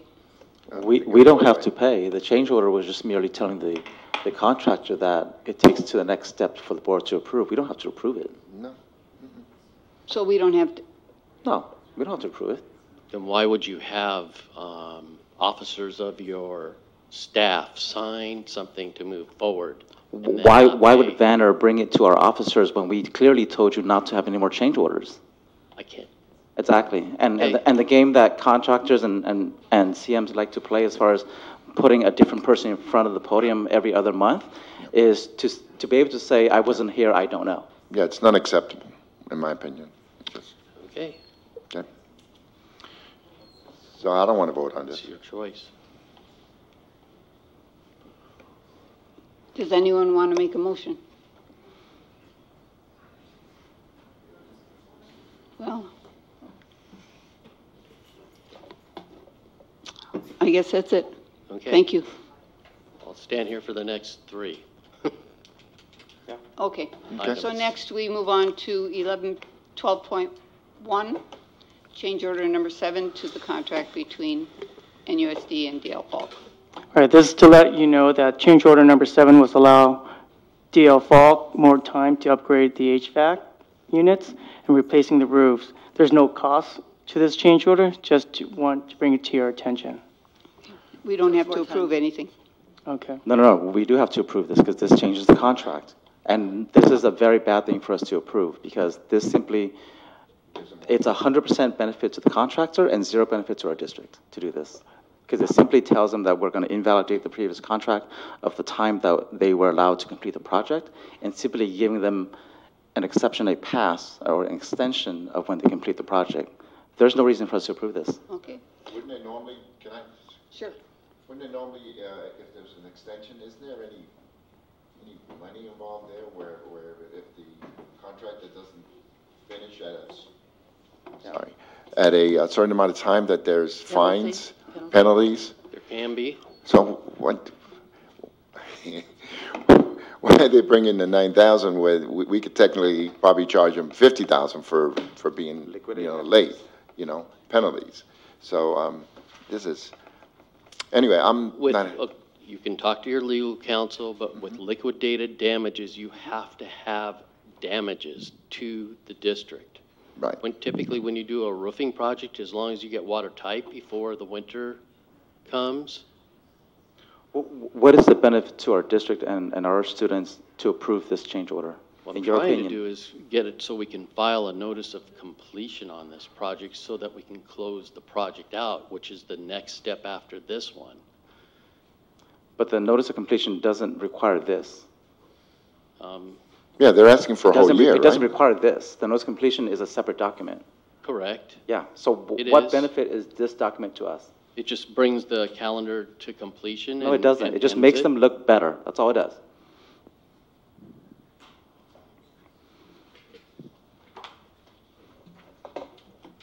So they're asking for an additional 350 days, is that what it is? Yeah. The project's, correct me if I'm wrong, Mitchell, has the project been completed, right? Yeah, it's done.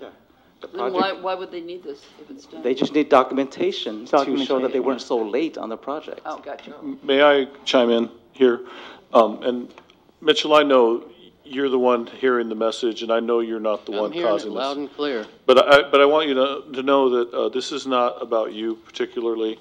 I think my concern, and I think where maybe the board's concern comes, is really more, we paid Vanner a premium rate of 9%, I believe. 9%, when the going rate on the industry standard is about 6%. And I think the frustration from many people, or maybe just me and the board, is Vanner, the company, not you, and not even maybe a few people that have been in your chair, has not given us premium service that we paid for. And I think that's kind of the little bit of the background, and I think that's something that I think is worth sharing up the food chain. And you know, these weren't decisions you made, so I don't fault you at all. I think that you legitimately are saying, I wasn't here, I don't know, I'm trying to close this out. And I think that's what we've asked you to do. But I wanted you to have that narrative as well, because I think we paid a premium, and I don't think we got premium service, is just how I feel in looking at this. Agreed. My understanding is part of the problem was you had a facilities director that asked us to do other things aside from bond projects. And being a great company, as we are, we went ahead and took care of those items above and beyond what the bond had asked us to do. Right. So talk about premium service, I'm sorry, but to me, that is premium service. But if you took the dollar value, I understand, but if you took the dollar value of what that extra 3% cost the district and deducted those fees that you provided, that was, you call above and beyond, I think we would still be in the plus side of what we are owed. Okay. But we can run the numbers. I don't think we need to hash it out here, but I hear what you're saying. I also and know I know that's true. I know that's true. The contract that was written back in 2012 Can we get back below to that amount. 12.1? Are we going to make a motion on that or not? Nope, I don't want to move forward. Okay, 12.2, are we not able to sign the notice of completion because we did not approve 11.2 or 12.1? Correct. Right. Okay, so we'll move on to 12.3, invoices from Banner. I think that's information only, isn't it? That better not be. Pardon? It's a. No, it's, So, we need to vote on it. Oh, we have to vote on I'm sorry. approving Okay. the invoices. So Vanner is asking for payment for the service that they rendered from the month of July through September. During these months, Maria Castillo, Santiago Harris, Shane Fallon, and Mr. Mitchell Stark, all from Vanner, provided construction management and overseeing projects related to roof replacements, playground projects, working closely with DL Falk regarding roof replacements at Newark Memorial High, working with contractors such as Salas O'Brien regarding the HVAC units, keeping track of any damages that contractors and subcontractors worked on and addressing them accordingly. And I'm going to have Mr. Mitchell Stark to speak on behalf of Vanner on this. Okay, what I prepared for you, because I was asked to, was a summation of work that we accomplished during those 3 months, which you should have, because I know it's part of the board docket. But I know Maria Castillo was our boots on the ground, assistant construction manager. She was very diligent, very much after DL Falk to get this project completed, constantly calling them, constantly working with their superintendent or even their foreman or just subcontractors that would show up.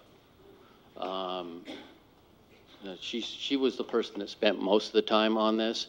I was asked to take care of several different things by Lowell Shira and the superintendent, which I did. I mean, you can read everything that I've written here of what transpired, what we did during those months. I tried to keep my work down to a minimum as much as I could, unless I was asked to take care of some things. I also supported Maria in getting DL Falk out there to get this project completed so that we could move forward, so that everybody could move on and we could part ways amicably. Thank you. I have several. Mr. Wynn? Thank you. I have several questions. When we had a presentation, I believe in April or May, from Vanner, we were in the impression that that marked the official end of Vanner, right? The completion of the project, goodbye, good luck, etc. Then the next question to you, Mr. Mitchell, is would you say that the bulk of the work was related to the DL Falk project and the roofing project over the summer? Maria's work, correct. What about the other? The 118 Santiago days? Harris, he was finishing up all the closing out of all the different projects. In other words, he was assembling all So the the closeout files, of the previous projects that Banner was all the closing out managing. of all the previous projects. And Eric Barger, he only had a few hours, and it was on the playgrounds. Some So, playground issues and providing some M&O manuals that he was trying to pull together from the playground contractor who was so help me understand. unresponsive. Thank you. Help me understand this. So the extensive work of managing DL Falk, and Vanner served as both the PM and the CM for our bond funds up until the last presentation. So the bulk of the invoice is for managing the work for HVAC work with DL Falk that you authorized, and that you, not you personally, but you, Vanner, was in charge of managing, that ran past its course, past its time. So isn't it a severe conflict of interest for a company to bill a district for basically a project going over the allotted time when that company is in charge of making sure that project comes in on time? I can understand where you're coming from. You had a contractor that wasn't willing to get out there, wasn't willing to work. Okay, subcontractors were in a lot of instances. So Maria was out there working. Subcontractors are not our concern. That's the purview of the general contractor. But it is a concern to get the project done. And Correct. And especially when you have a roofing project and you could have potential We are not, leaks. the CM and the PM and the district is not tasked with managing the subcontractors. We are tasked with managing the GCs. Understand. Correct. But we're also looking at different ways to get the work accomplished and get it done. Okay, so for the public watching and listening, this sounds really fishy for the CM and PM of the project to extend the project and then bill the district for this extension of time, basically. So what incentive would Vanner have to complete the project on time if they know that by extending the project further and further that they can bill the district further and further? Believe me, that's not the intent. Well, I never was, at least my intent, to keep on pushing this thing farther and farther. Never, why keep asking me to do more things? Maybe that's a question for site admin. Why do we ask Vanner to do more tasks, and do we know what the billing was? Was it part of their contract? Was it pro bono work? Why did we engage with them when they made the exit presentation in the springtime? Well, I know the closing out of these have been hanging fire for a while with DL Falk. I know what I've asked them to do. That's a previous project. Right, and I know what I've asked them to do, and I still am fine with those requests.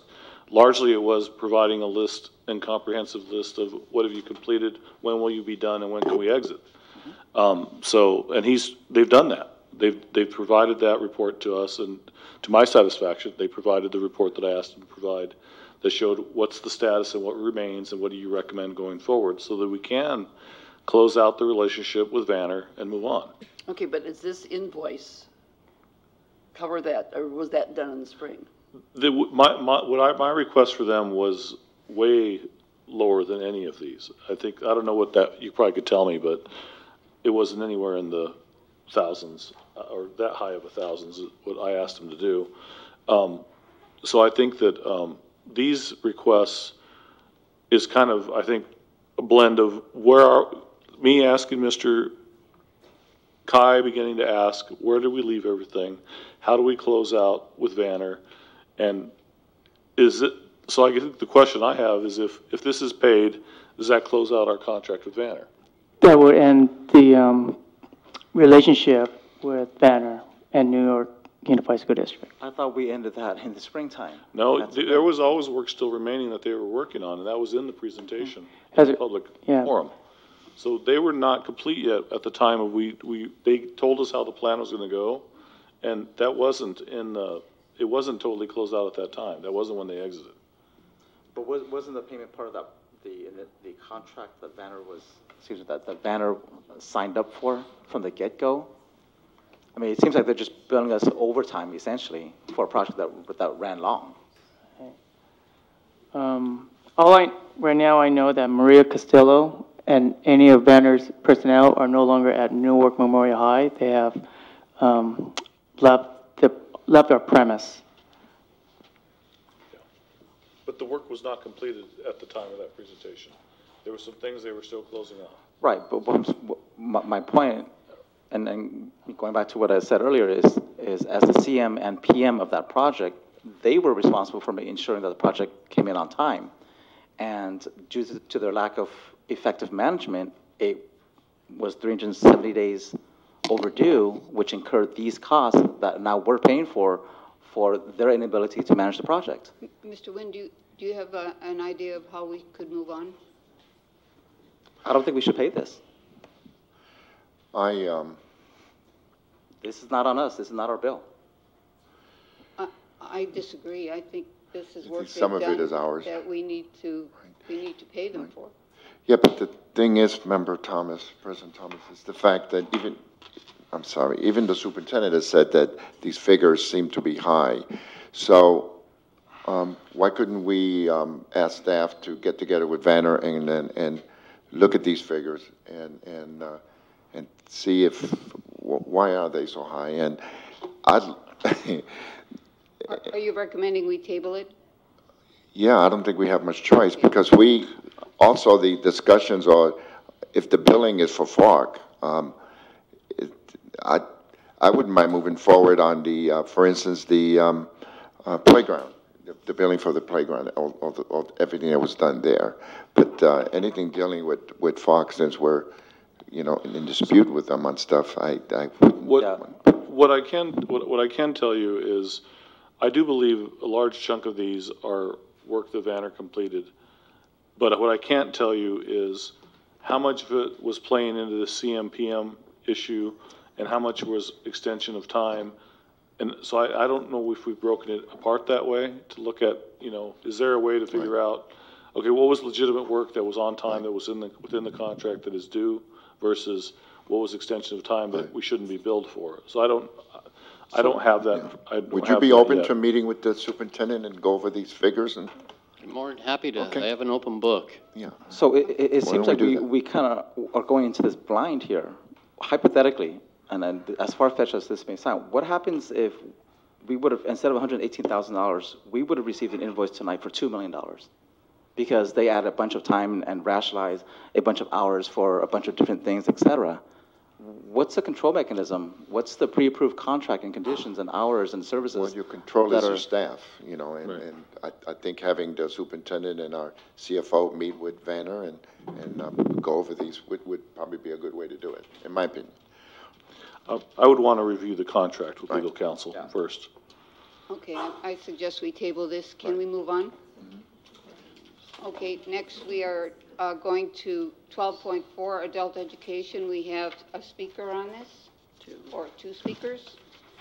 Thank you for Noel Duke. for coming, if you don't mind. Noel Just Duke. Give me a second here. Bring up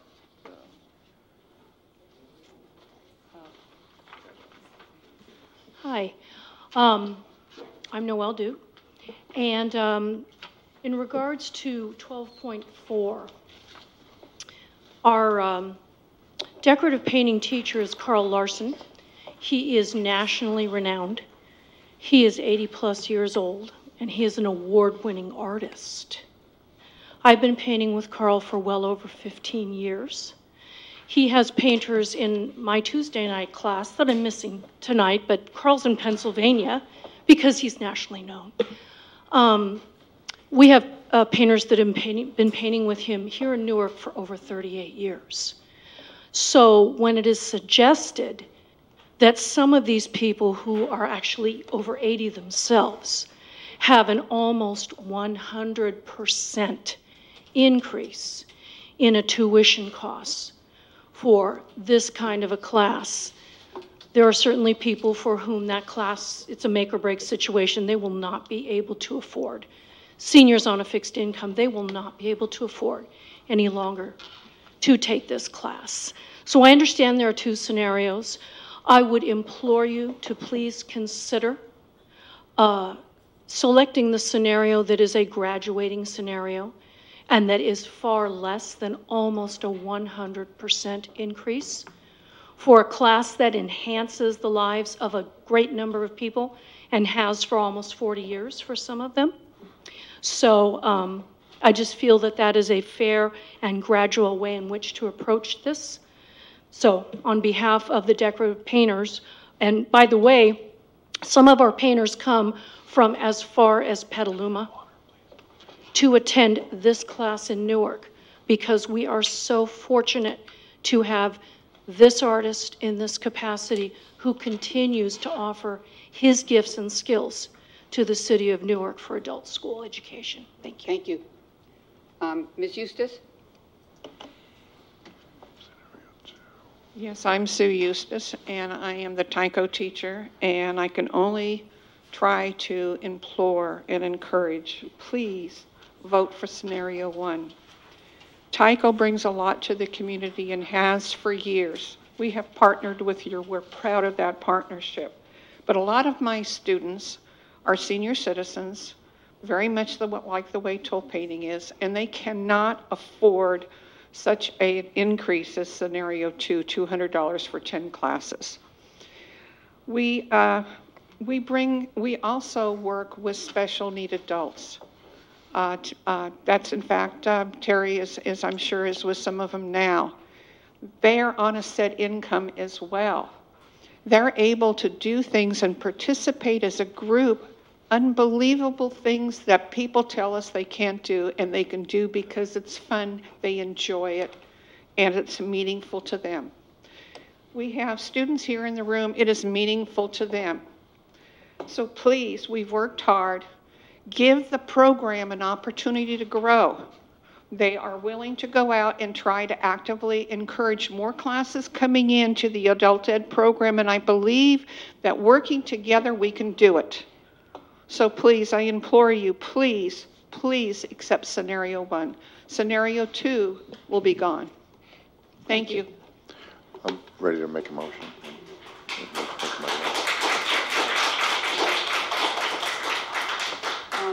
Go ahead.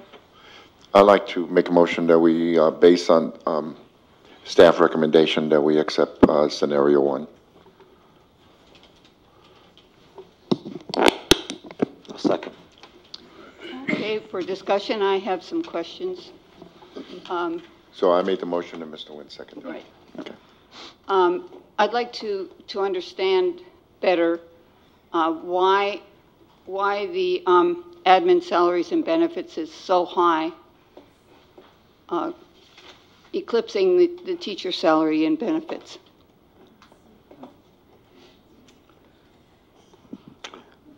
I'm going to have Kim discuss about that. Good evening. I'm going to just review the adult ed program, give you the background so it's all understandable for everyone listening. The adult ed program has two sides to it. There's the community classes, which we're discussing tonight, but there's also a side that is funded by the Ohlone Consortium Adult Block Grant. Between these two programs, the administrative cost is split. We currently use this, we base the split on the number of actual class hours.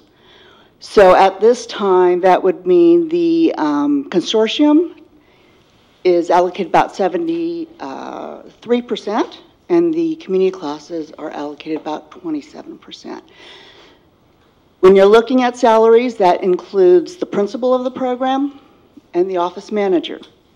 Now, the principal of the program, as you know, is also principal of several other programs in Newark Unified School District, Birch Point Continuation School, Crossroads Independent School, and both sides of adult ed. So the portion of the principal actually becomes a very, very small percent. It's about 0.27% or 2.7% of her salary. The office manager is only for adult ed. Her entire salary and benefits are split between the two programs. That's where the large dollar amount comes from.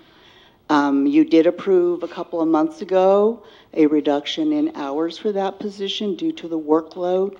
Not 12 months anymore, 11 months, and not a 0.8. So that will reduce it. This is a transition year, so it's still going to be a little higher than what we'll see going into next year and the year after. Ms. Crocker has a question, but before that, I'd like a follow-on question. Isn't it rather arbitrary to base it on the hours of the class? Isn't it more appropriate to base it on the amount of work involved? And in the program, it just seems to me that these are two nuggets in the community, and that we should look at the relativity of those things and put more of our overhead or indirect cost, if you will, onto the consortium, because that's. And there is an argument for that. We've actually used different measures in the past. Up through last year, I was directed to allocate it based on the number of staff that reported to the principal, and that was always pretty much 50-50. This summer, we revisited that with number of staff, number of classroom hours, et cetera. And our acting CBO at the time, Lowell Shira, gave me a different direction to base it on the number of hours of classes. There is argument to further look at that, and as you said, based on the amount of work, because the consortium class does demand, especially for the office manager, a great deal of her time because of all the testing requirements of the program. So there is a valid reason to look back, but again, we'd have to be looking and figuring out how to measure that. It seems to me that if you do adjust those such that we don't have a $14,000 hit this year, that would make a lot of sense, especially since the workload is not one-to-one by student. So I would strongly recommend that we do that. We can definitely revisit that and see where those numbers take us. Okay, Ms. Crocker? My question is, what would happen if all classes that were not in the block grant disappeared? Who would be paying for this? The block grant classes, okay, so let me just back up a bit. The community classes are all fee-based. So students who take the classes, they each pay a fee to attend. The consortium classes cannot be fee-based because the block grant supports them. They used to all be community day classes. The ones that carried forward and fit into the consortium class became consortium classes. So we used to have like $100,000 contribution, and the reason that reduced to around 34 where we are now is because those classes are being funded by the consortium. So if the consortium went away, though I believe we have another 3 years, where'd you go? We've been told this year's our first year of another 3 years of block grant at this point. So we anticipate the program at least going on 2 more years beyond this. I'm guessing that we'd have to go back to a model where they're fee-based, and again, we'd be looking at how do we make that pay for itself. I don't think you quite understood. If we Probably were not. to get rid of the taiko drumming and this. How does that affect the consortium? Then that means that the consortium would have to pay for all the administrative. Yes. So how would that? That they probably could still do it and stay in the black. It would be tight. They do have a little carryover this year. They are able to meet their budget for this year, and from what we've been able to estimate in teacher hours, et cetera. Potentially we'll have a little carryover into next year, and it probably would cover, but again, if we have a reduction in services, then we also might be looking at other reductions in time. I don't know if that would be needed exactly, if that, depending on what happens with those classes. I just would like to make a statement too, and that is that there's no way that we can take money that is designed for K through 12 and pay for adult education. That's just not acceptable. And I know that having been involved with some of the classes and appreciating the value of the classes that are there, I don't disvalue them. I just mean that we have to find another way of making sure that they're offered but they're not taking the money away from Exactly. the K through 12. We ran several scenarios, and that's why Superintendent Sanchez had us present 2 scenarios, because we did start looking first at fee increases, and we saw that to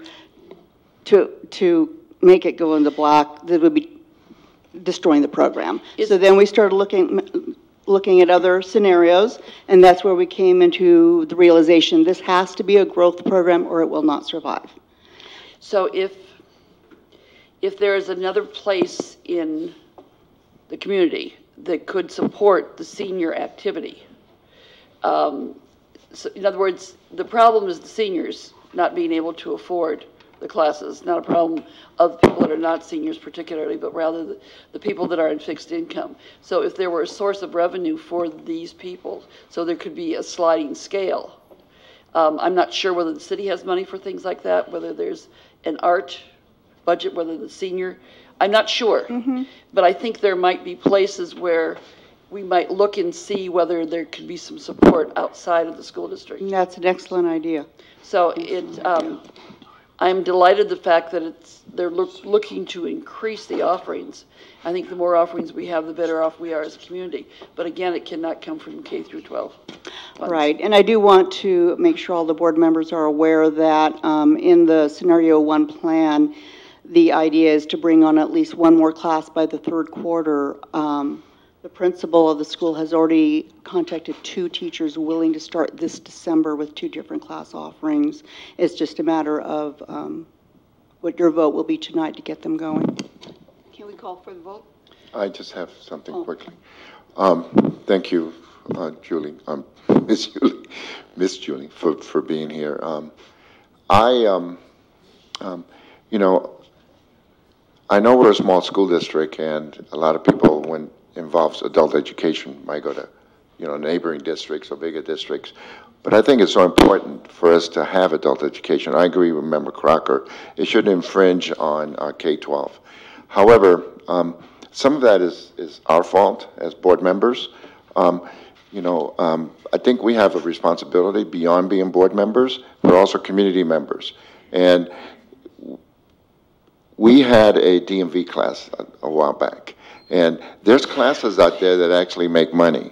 So it behooves us and to support the principal at the from McGregor to try to see. And Member Crocker was talking about trying to get monies, and but so hopefully that's part of the plan. Absolutely. Okay, and so that not only can we continue it, we can also get more money so we can reduce the cost. Okay? Exactly, and that would be ideal, is to be able to grow the program to the point that we are not looking at fee increases year after year, and we can offer a stable fee base for our students, and we know what to anticipate. Thank you for doing that. Please vote. Have we come to any conclusion in terms of whether or not there can be a different funding rather than having all the administration? In other words, going to the consortium as being the source, so that we're not talking about $14,000 coming from the general fund? Right, and that's something I'll need to speak to our CBO about, how he wants me to allocate. For me to stand here and say we can move it all to the consortium, I don't feel comfortable with that, because there really should be a matching of expenses with actions, but there could be a different way to evaluate that and base the numbers other than classroom hours. As you said, the amount of work would change those numbers. I just need to figure out how to be able to measure that so I can have a legitimate, calculable type of activity. So what are we voting on then? So we're voting on scenario 1, which according to this shows that the deficit is 14, but you said you have offerings coming up in December, which probably would reduce that. Exactly. So that's based I think on we should just move forward on this, in my opinion. If you look at the outer years in 2021, it will be self-sustaining, the program.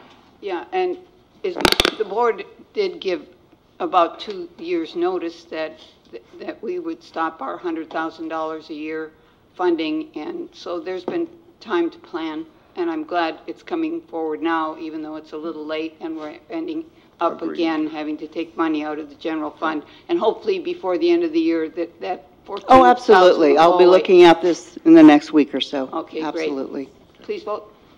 Second. Mr. Nguyen. On scenario 1, correct? Scenario 1, right. Thank you.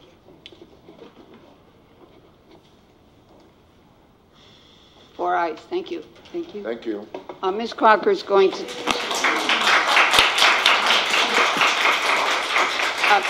Ms. Crocker is going to take over from me as I have to leave.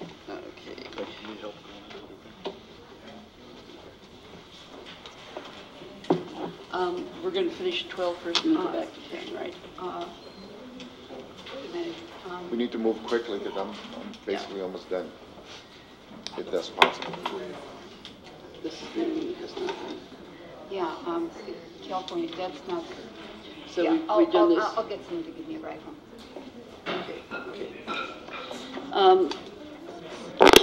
Thank you.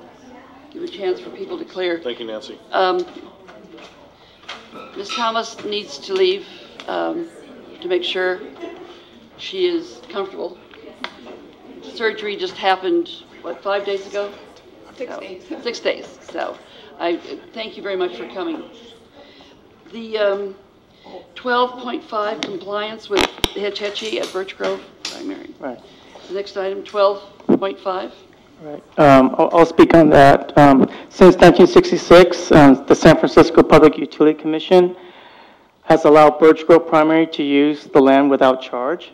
Basically, the district has been using Birch Grove Primary that is owned by San Francisco Public Utility Commission for free. This past August, a water leak was detected under the asphalt and was repaired by Benatti Plumbing. An assessment is needed to determine the location of the Hetch Hetchy pipes. If the playground equipment is directly above the Hetch Hetchy pathway, the San Francisco Public Utility Commission may ask the district to move the playground equipment away from the Hetch Hetchy pathway. We need to determine where these pipes are located. The district is asking the board to approve the assessment of the underground pipes of the Hetch Hetchy in the amount of $4,950 from Presidio Systems, and the leak that was repaired by Bonanti Plumbing in the amount of $7,329. I have a question. Which playground equipment was this? Because there was one that we replaced when Hetch Hetchy filled up. So that was in the kindergarten area, if I remember correctly. So which structures are we talking about? Susan? Yeah. Yeah. Which structures are you talking about? So I don't know exactly what structures we're talking about, because what we need to do is find out where they want to know what the pipes are underneath. What I understand is it's the basketball poles that go right through. So they're the old, there's nothing, we did not put new things. No, we haven't put anything new, but my concern is the way the track runs, or whatever it is that runs through. There's the kindergarten playground. You've got 2 playgrounds, but the kindergarten playground looks like it comes right through the center, which means that could be affected. The only good thing about that is that playground needs to be replaced. So we could probably fix something in there, but Hetch Hetchy won't let us touch anything, or San Francisco Water District won't let us touch anything until we go down and find out exactly where those pipes are and what it's going for. So. I'd like to. I move that we approve 12.5 based on staff recommendation. A second. All right, let's see here. Clear all speakers. Group by hand. Open voting. Vote, please. I need to close and display from the last time. Why is it? Want to do it by hand? Try the Go to the bottom one. Here we go. Thank you. Would you vote again, please?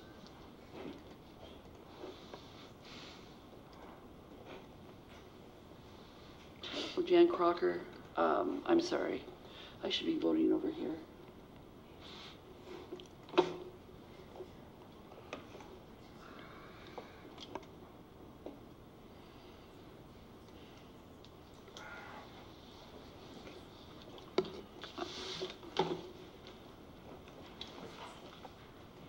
Okay. Close the display. Yeah, close the display. Okay. That's 3-0. 1 absent. 3 3 ayes. Next one is at 12.6, has to do with the theater curtains district-wide. Right. The theater curtains throughout the district were identified as needing a fire return applied. Maintenance and Operations Department immediately arranged for work to be done to get the theater curtains to be in compliance with fire codes without delay. So we asked the board to approve the use of bond funds to pay for fireproofing of the theater curtains throughout the district. Originally, we were going to replace the theater curtains, which would have cost the district $80,000, but instead we're looking at a less expensive route, which is putting a coating on the curtains, so that way it will last for the next 5 years to be in fire compliance. Is there a reason why this would be from the bond? We can use the bond funds for this. Was there using bond funds? Yes, because this is a safety issue, right? It's also a maintenance thing. It's something that's an ongoing. Every 5 or 8 years, you have to redo it. And it seems to me that the use of the bond money, I don't know that. Yeah, I was going to have the same type of comment as well about using bond money for this expenditure. Yeah. I mean, we can, in every single item that's related to a school, we can say it's a safety measure. However, theater curtains are not critical to a school's function, right? Right. Plus, we have Stage 1 that, uses our facilities, and they pay us rent. So some of that money would be used for improvements. Then the option would be to come out of general fund, right? Right. And we would try to use restricted maintenance account funds, but again, these restricted maintenance account funds has been pretty much exhausted, and there's only about $180,000 left in the restricted maintenance account. Again, there's only like about 7 months remaining, and I already know Maintenance and Operations is going to easily utilize that $180,000 remaining in the restricted maintenance account. The money that comes in from the rental, that goes into the general fund. That is correct. And so, do you know how much we make per year on the rental? Whether it would cover that? I mean, I don't think it would cover all this, but it would cover part of it. Right. I have difficulty doing bond. I really do. Can I just say one thing? Sure. Yeah, they're not just the drapes at the high school. They were every drape at the. That's true. Okay, just so you know, when Yeah, you're that's looking true. at the dollar, it's for every school, and it was based on the fire code, the fire violation we got, because they weren't coded, they were old. I agree that it's something that should be planned, but we haven't been planning for the past couple of years on what things, as I found out in my position since May, that we haven't pre-planned the annuals, and we haven't pre-planned the inspections that need to be done. So moving forward, I hope that gets done with the budget and actually sitting down and saying, we have a safety budget, we have an emergency plan, we have these things, but right now we don't. And, there are a lot of other safety things that need to be done, but this one was specifically a fire code. it's just that our district is in a tight financial situation where our expenditure exceeds our revenue, and we are deficit spending. We can't save that from the bond, though. I don't think the bond can do that. I really have problems with that. I don't have problems with what you're doing. I think it needs to be done. There's no doubt in my mind that if you've got curtains there, it's a fire issue, and there's no question that needs to be done. I just don't think getting it from the bond is the way to do it. Okay. Yeah, but if the fire department is saying you have to do it, then that would normally be general fund. General fund, right. Okay. And if you had split these up, wouldn't that be under your approved limit? The total amount of 35,000 is. No, I mean, if you split this up, I thought 25,000 was the. They'll say split up. Well, that's beside the point. It doesn't make any difference. But anyway, it's to me, $35,000. this would be general fund money. It's $35,000. We'll use general funds Right, to pay for that. Absolutely. Okay. Call for the question then? Do we have, I'd like to make a motion that we accept using general fund monies, non-bond monies, to pay for this. Okay. I'll second with that 1 motion. second? Okay, would you vote, please?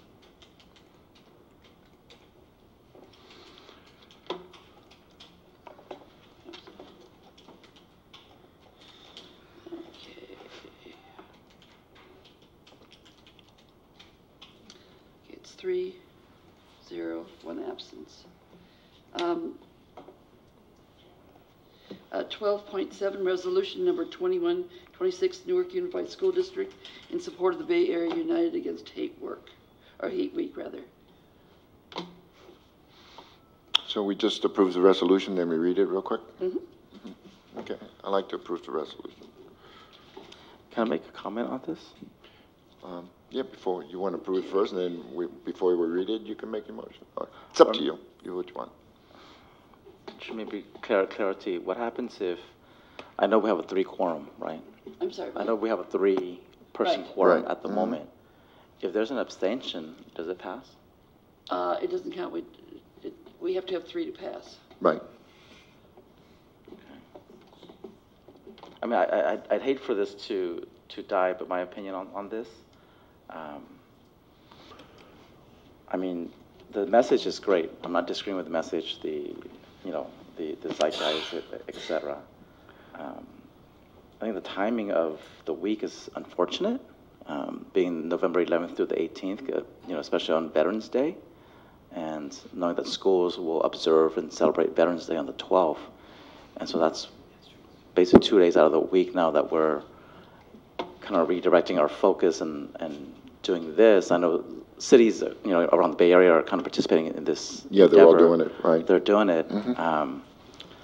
But I just think that the timing of this is unfortunate, where it kind of takes, in my opinion, some of the focus off on Veterans Day. Yeah, and being a veteran, I don't see it as that. I see it as this is something that's been long overdue, and doesn't matter what day you say you want to be against hate, and I think everybody go along with that. So, so maybe the fact that it is from Veterans Day is probably even highlights it even more.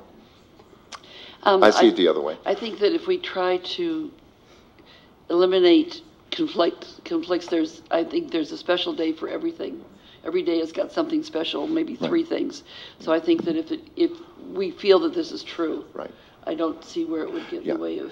And then those of us that work with veterans, which I've had in the past, on especially the homeless Vietnam veterans, there's a lot of hate there that goes on with people hating the homeless, and so I think we should just hopefully you go along with it. I'll vote for it, but if under different circumstances, I would have abstained, knowing that. No, I don't want to take anything away from Veterans Day either. So let's do it. Do we have? Yeah, I made the motion to. You want me to second it, John? Sure. I'll second it. Would you vote, please? You got to open it up. Thank you. Yep. Okay. Okay. Thank you, Tom. 3-aye? So, want to read this? Yes. Would you like to start, Mr. Nguyen? Sure. In support, resolution number 2126, in support of the United Against Hate, November 11th through 18th. In support of Bay Area United Against Hate Week, November 11th through 18th, 2018. Whereas the United States is a nation of immigrants whose strengths come from diversity, and whereas the Constitution enshrines equality on all individuals, regardless of race, gender, orientation, religion, or political views, and whereas recent policies and rhetoric have generated a toxic environment that encourages the propagation of racist, xenophobic, anti-Semitic, anti-immigrant, sexist, homophobic, Islamophobic, and other negative views by emboldened hate groups and individuals, and whereas deep divisions within our country are the result of extreme ideology, further strengthening a cycle of mistrust and suspicion fueled by fear, anxiety, and insecurity. And whereas the Newark Unified School District is dedicated to preventing and opposing hate and intolerance in our schools and community, and whereas the Newark Unified School District Board of Education and staff firmly believe all means all, and whereas education, compassion, and cooperation are key to unlocking understanding and embracing differences between people, and whereas the Newark Unified School District is participating in activities for the week of November 11th through the 18th to encourage and promote unity, tolerance, and compassion towards all, especially the most vulnerable and victims of hate and bigotry, and whereas we believe in justice and equality and in combating hate and bigotry in our communities, and whereas we seek to join other Bay Area communities in this United Against Hate Week as an important step in bridging divisions and strengthening our communities. Now therefore be it resolved that the Newark Unified School District declares its support of the Bay Area United Against Hate Week activities in our communities November 11th, 2018 through November 18, 2018, and each and every day beyond. Thank you. 12.8, monthly business transaction report for September 215. Do you have to vote on that Oh, last one? did we vote on that? I think you have to vote on it. Okay, Did I'm you already sorry. vote? We did. voted. We did. No, we did. I thought we voted on it. We voted, We you mean did. the resolution? Yeah, we did. Yes, we did. Thank you. It's 3-0. Okay, the next one is 12.8, monthly business transaction report for September. Move to approve. 2018. Second. Mr. Nguyen moves, Mr. Rodriguez second. Would you vote, please?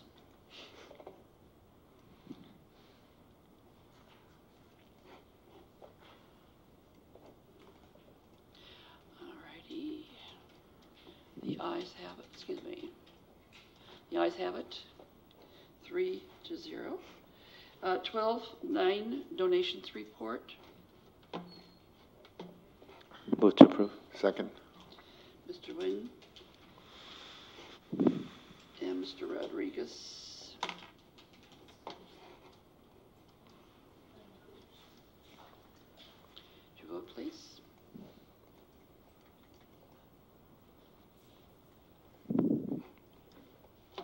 Vote is 3-0. Would you like to read the donations, Mr. Sanchez? Sure. Donation of $500 for Schilling Elementary from Newark Rotary Foundation for new books, toys, clothes, and needy kids at Christmas time. $250 for Lincoln Elementary from the Benevity Community Impact Fund for school use as determined by principal. $140 for Music Elementary from Your Cause LLC, trustee for PG&E for classroom materials and autistic students. $100 for Lincoln Elementary from Schweitzer Engineering Laboratories, school use as determined by principal. $552 for Lincoln Elementary. Donor is Dorian Photography for school use as determined by principal. In-kind donation of 10 volleyballs for Graham Elementary, Ms. Fong Nguyen and Mr. Nick Wolf for BE class.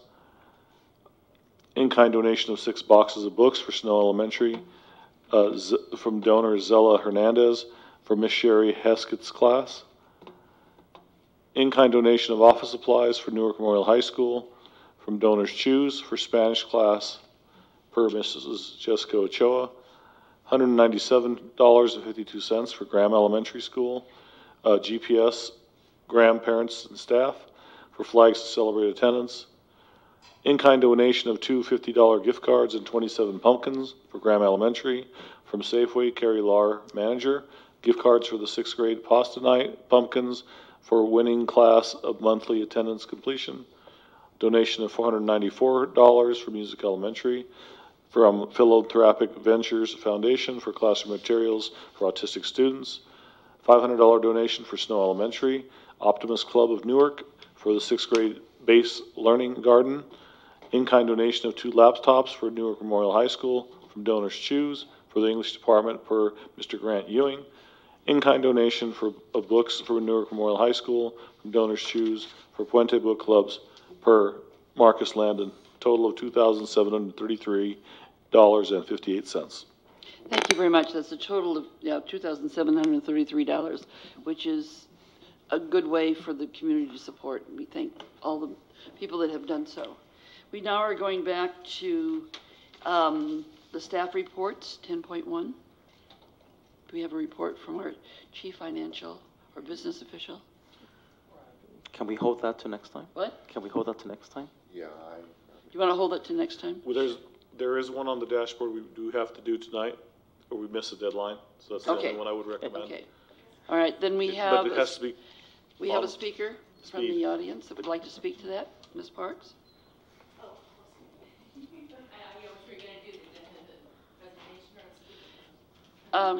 We usually do the speaker first.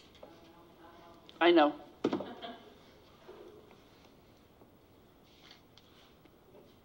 Good evening. Nancy's in first, Elisa's in second, Tom's in third. Oh, really? Yes. I wanted to ask about priority one that's listed on here for the dashboard. It says appropriately assigned teachers, access to curriculum-aligned instructional materials, safe and clean and functional school facilities. And of the 7 priorities, they all show met. And my question, well, it says it goes through 7 priorities, but they're not 7 listed here. Anyhow, my concern is more in line with the appropriately assigned teachers. My question is this based on complaints filed through the Williams Act, or is this based on some other standard? And if it is based on some other standard, what is that other standard? Because I have a concern in this realm, so I'm just kind of wondering what this is based on, that this criteria has been met. Thank you.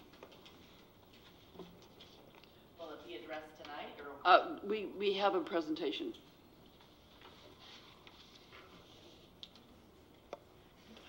Good evening.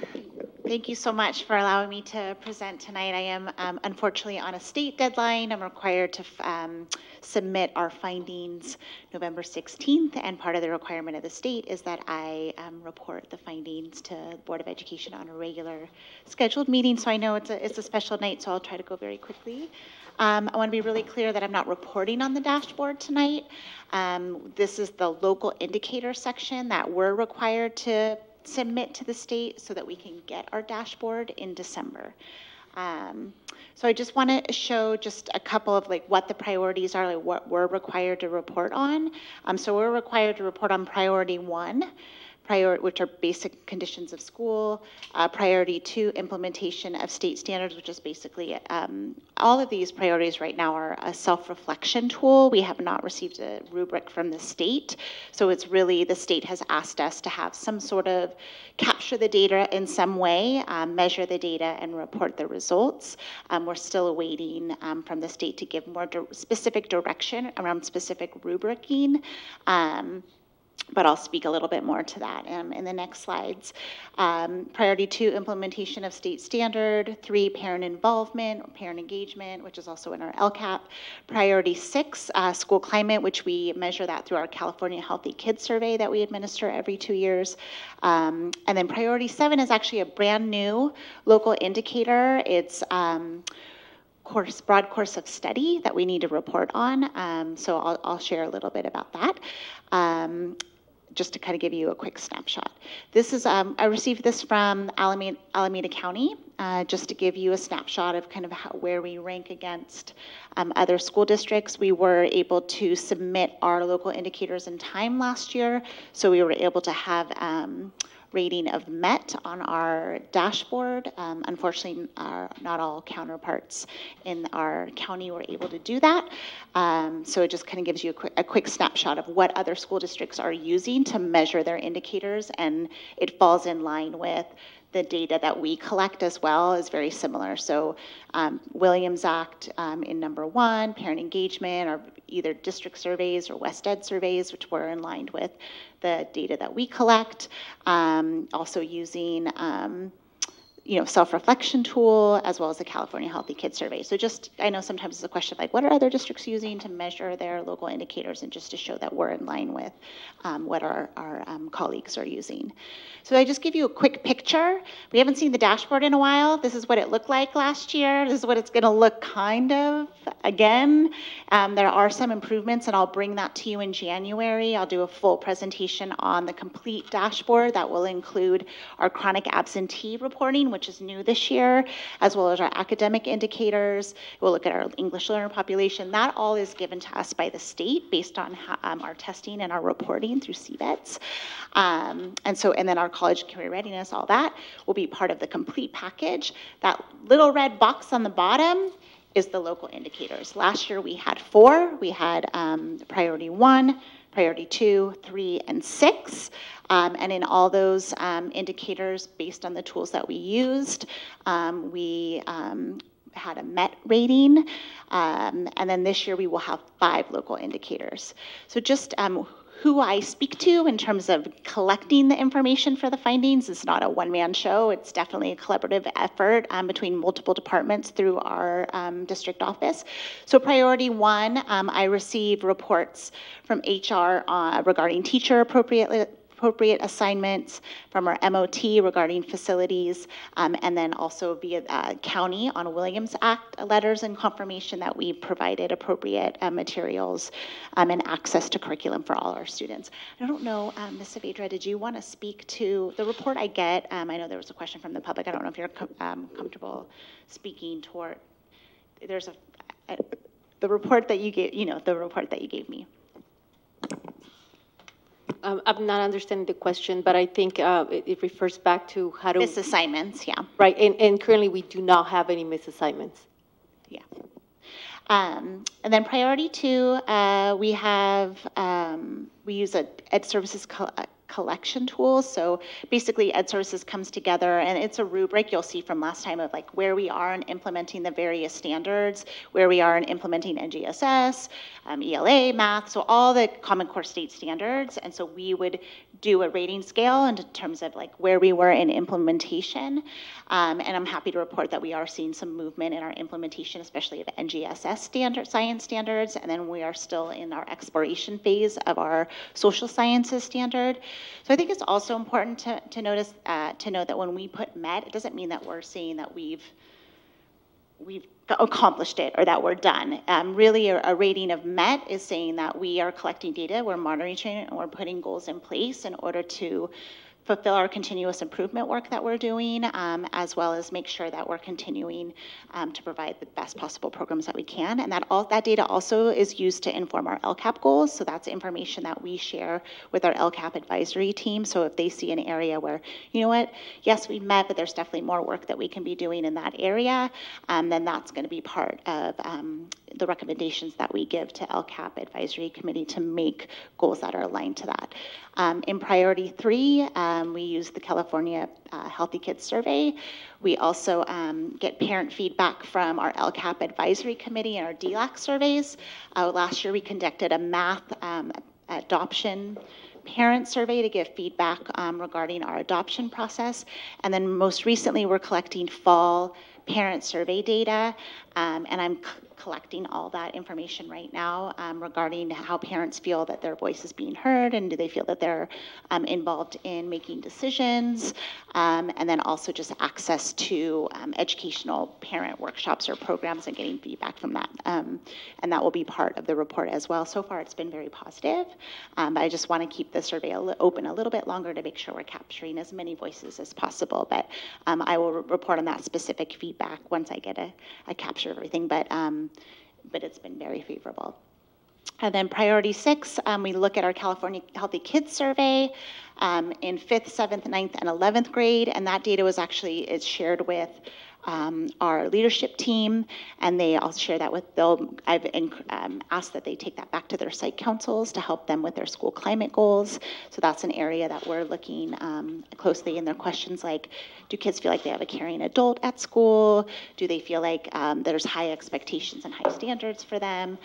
So we're really looking deeply at that data and seeing what additional programs to the things that we already have like PBIS, our incentive programs at school, our mental health support services for kids, what else we need to put in place to help them in addition. And then priority 7 is a new priority. So it's really collecting data. We surveyed the school sites in order to give us specific feedback and data around their VAPA offerings, AP, and then I have a weird thing, modern language, ROP, and CTE. We also looked at our AP percentages, and that's part of our course access for AP and for multiple student groups or a wide range in priority 7, and that's also part of our LCAP. So I'm happy to report that in all of those priorities, we continue to meet the expectation currently just by us collecting data, analyzing the data, aligning it to our goals, and then continuing to work towards improving in those areas. And then here's the timeline. So I report to you tonight, and I submit the findings next week. And then the full dashboard with everything that I mentioned before will be released to the public and to us on December 5th. And then I am anticipating a full report to the board in January. And I know that there's been requests of looking at specific grade levels in specific schools, so I'd be happy to aggregate the data of the dashboards, and I can share that at that time. I just don't have it yet, so that's my quick report. Any questions? So you're giving us an outline of what you're doing? Yes, I'm just reporting to you that we're working on it, we're submitting it, and... Do we have any word of when they're going to release the graduation metrics and completion metrics? Do we know yet? They keep delaying it. You heard anything about that? No, we just got the chronic absentee 5x5 yesterday, so I know it'll be before December. I know. Thank you. Okay, thank you. Can you just share real quick on people that were involved in helping you with putting this together and stuff? Yeah, so it depends on the indicator. So, and I can go back to that slide too. Let me see. So I get reports from Julie Radcliffe in HR, and she's with the oversight of Jessica Saavedra. Susan Condon gave me report on facility, and then Ed Services is, and the oversees Williams Acts is Robin Cert, Director Robin Cert, and then obviously Leticia Salinas oversees all of Ed Services. So in priority 2, it was a team of myself, Robin Cert, and Leticia Salinas for priority 2. Priority 3, I analyze the data and share that out with our leadership team. So it's hard data. So it's not, it's, here's the data, let's talk about it. Same with the California Healthy Kids Survey. We get a finding report from West Ed, and so that was analyzed by our entire leadership team. And I just report statistical reporting on that and trends. And then priority 7, again, all district leadership was involved in providing data and information around our students that are participating in G and A to G, so G courses, what is offered at the junior high, what broad courses are offered at the junior high, what does it look like? Elementary is an area that we need to look more closely at. We have music for minors, which was wonderful that they presented today, and then we have various volunteer art programs, but that is an area, those two, looking at fine arts at the elementary school is a recommendation and a goal that we put in priority 7 moving forward. Thank you. Thank you. Thank you, Amy. That's it. Okay, thank you. Okay, we're moving on to employee organizations. Is there Ms. Eustace from CSEA?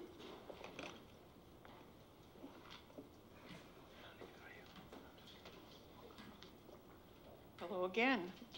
I'm happy to report that I have a full slate of officers that are going to be running. Well, actually, we had a white ballot at the meeting last night. So I have a full slate of officers for this next year for CSCA 280, except for one position, and I'm working on somebody to take the chief job steward. We also had a representative from California Valued Trust come in and talk about the plans that we have through our CVT program, like the Kaiser Wellness program and the Anthem programs, and it was really good. There were things that our members can do to actually save money through the wellness program by doing certain things, and she explained it in complete detail. Things that I wasn't even aware of, and I actually sit on the CVT board, so I was thrilled. I knew Anthem had some of these programs, but I didn't realize that Kaiser has them now. You don't have to see a doctor. You can go online and you can do a visual thing through the computer, and so they have all these things the same way the Anthem does, which is absolutely great because it's another way of accessing health care. The other thing I would like to share with you is I was told that there is sort of kind of like Walk in My Shoes program that CSCA does. They're going to be coming out with it in the spring. And I would like to come back to the board, and I'd like the board to come and walk in the shoes of a classified employee here in the district, as well as some of the administrators. I think it would be fun.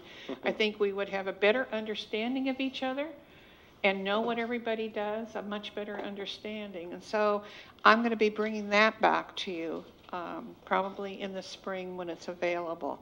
Other than that, I don't think I have anything else. I'm happy. You have made me smile tonight, so thank you very much.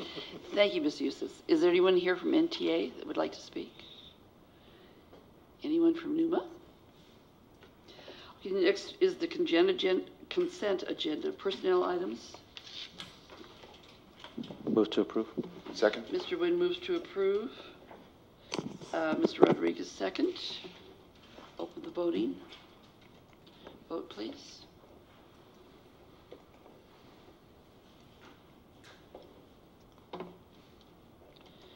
Three to zero. Consent agenda non-personnel items. 15-1, curricular, non-curricular overnight field trip request for Schilling 6th graders to Scotts Valley. 15.2, curricular, non-curricular field trip for Newark Memorial a cappella choir, advanced choir and band to San Francisco. 15.3, rejection of claim number 561399. 15.4, curricular / non-curricular overnight field trip request for Snow 6th graders to Watsonville, California. 15.5, non-curricular field trip request for class of 2019 to Anaheim, California. 15.6, minutes of the regular board meeting October 2nd, 2018. 15.7, minutes of the regular board meeting October 16th, 2018. Is there anyone that would like to pull any of these items? I'd like to make a motion that we, if nobody wants to pull anything, that we approve 15.1 through 15.7. Do I have a second? A second. Mr. Nguyen seconds. Mr. Rodriguez moves. Mr. Nguyen seconds. Wait, let me just clear this. Would you vote, please?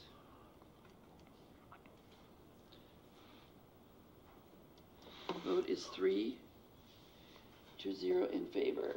Student expulsions, 16. Expulsion 16.1 for. Move to approve. Second. Okay. Mr. Nguyen, approve. Mr. Rodriguez, second. All righty. Would you vote, please? Vote is 3-0. Expulsion stipulations for E 1819-03. Move to approve.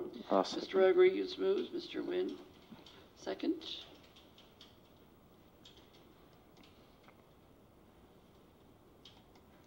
Would you vote, please?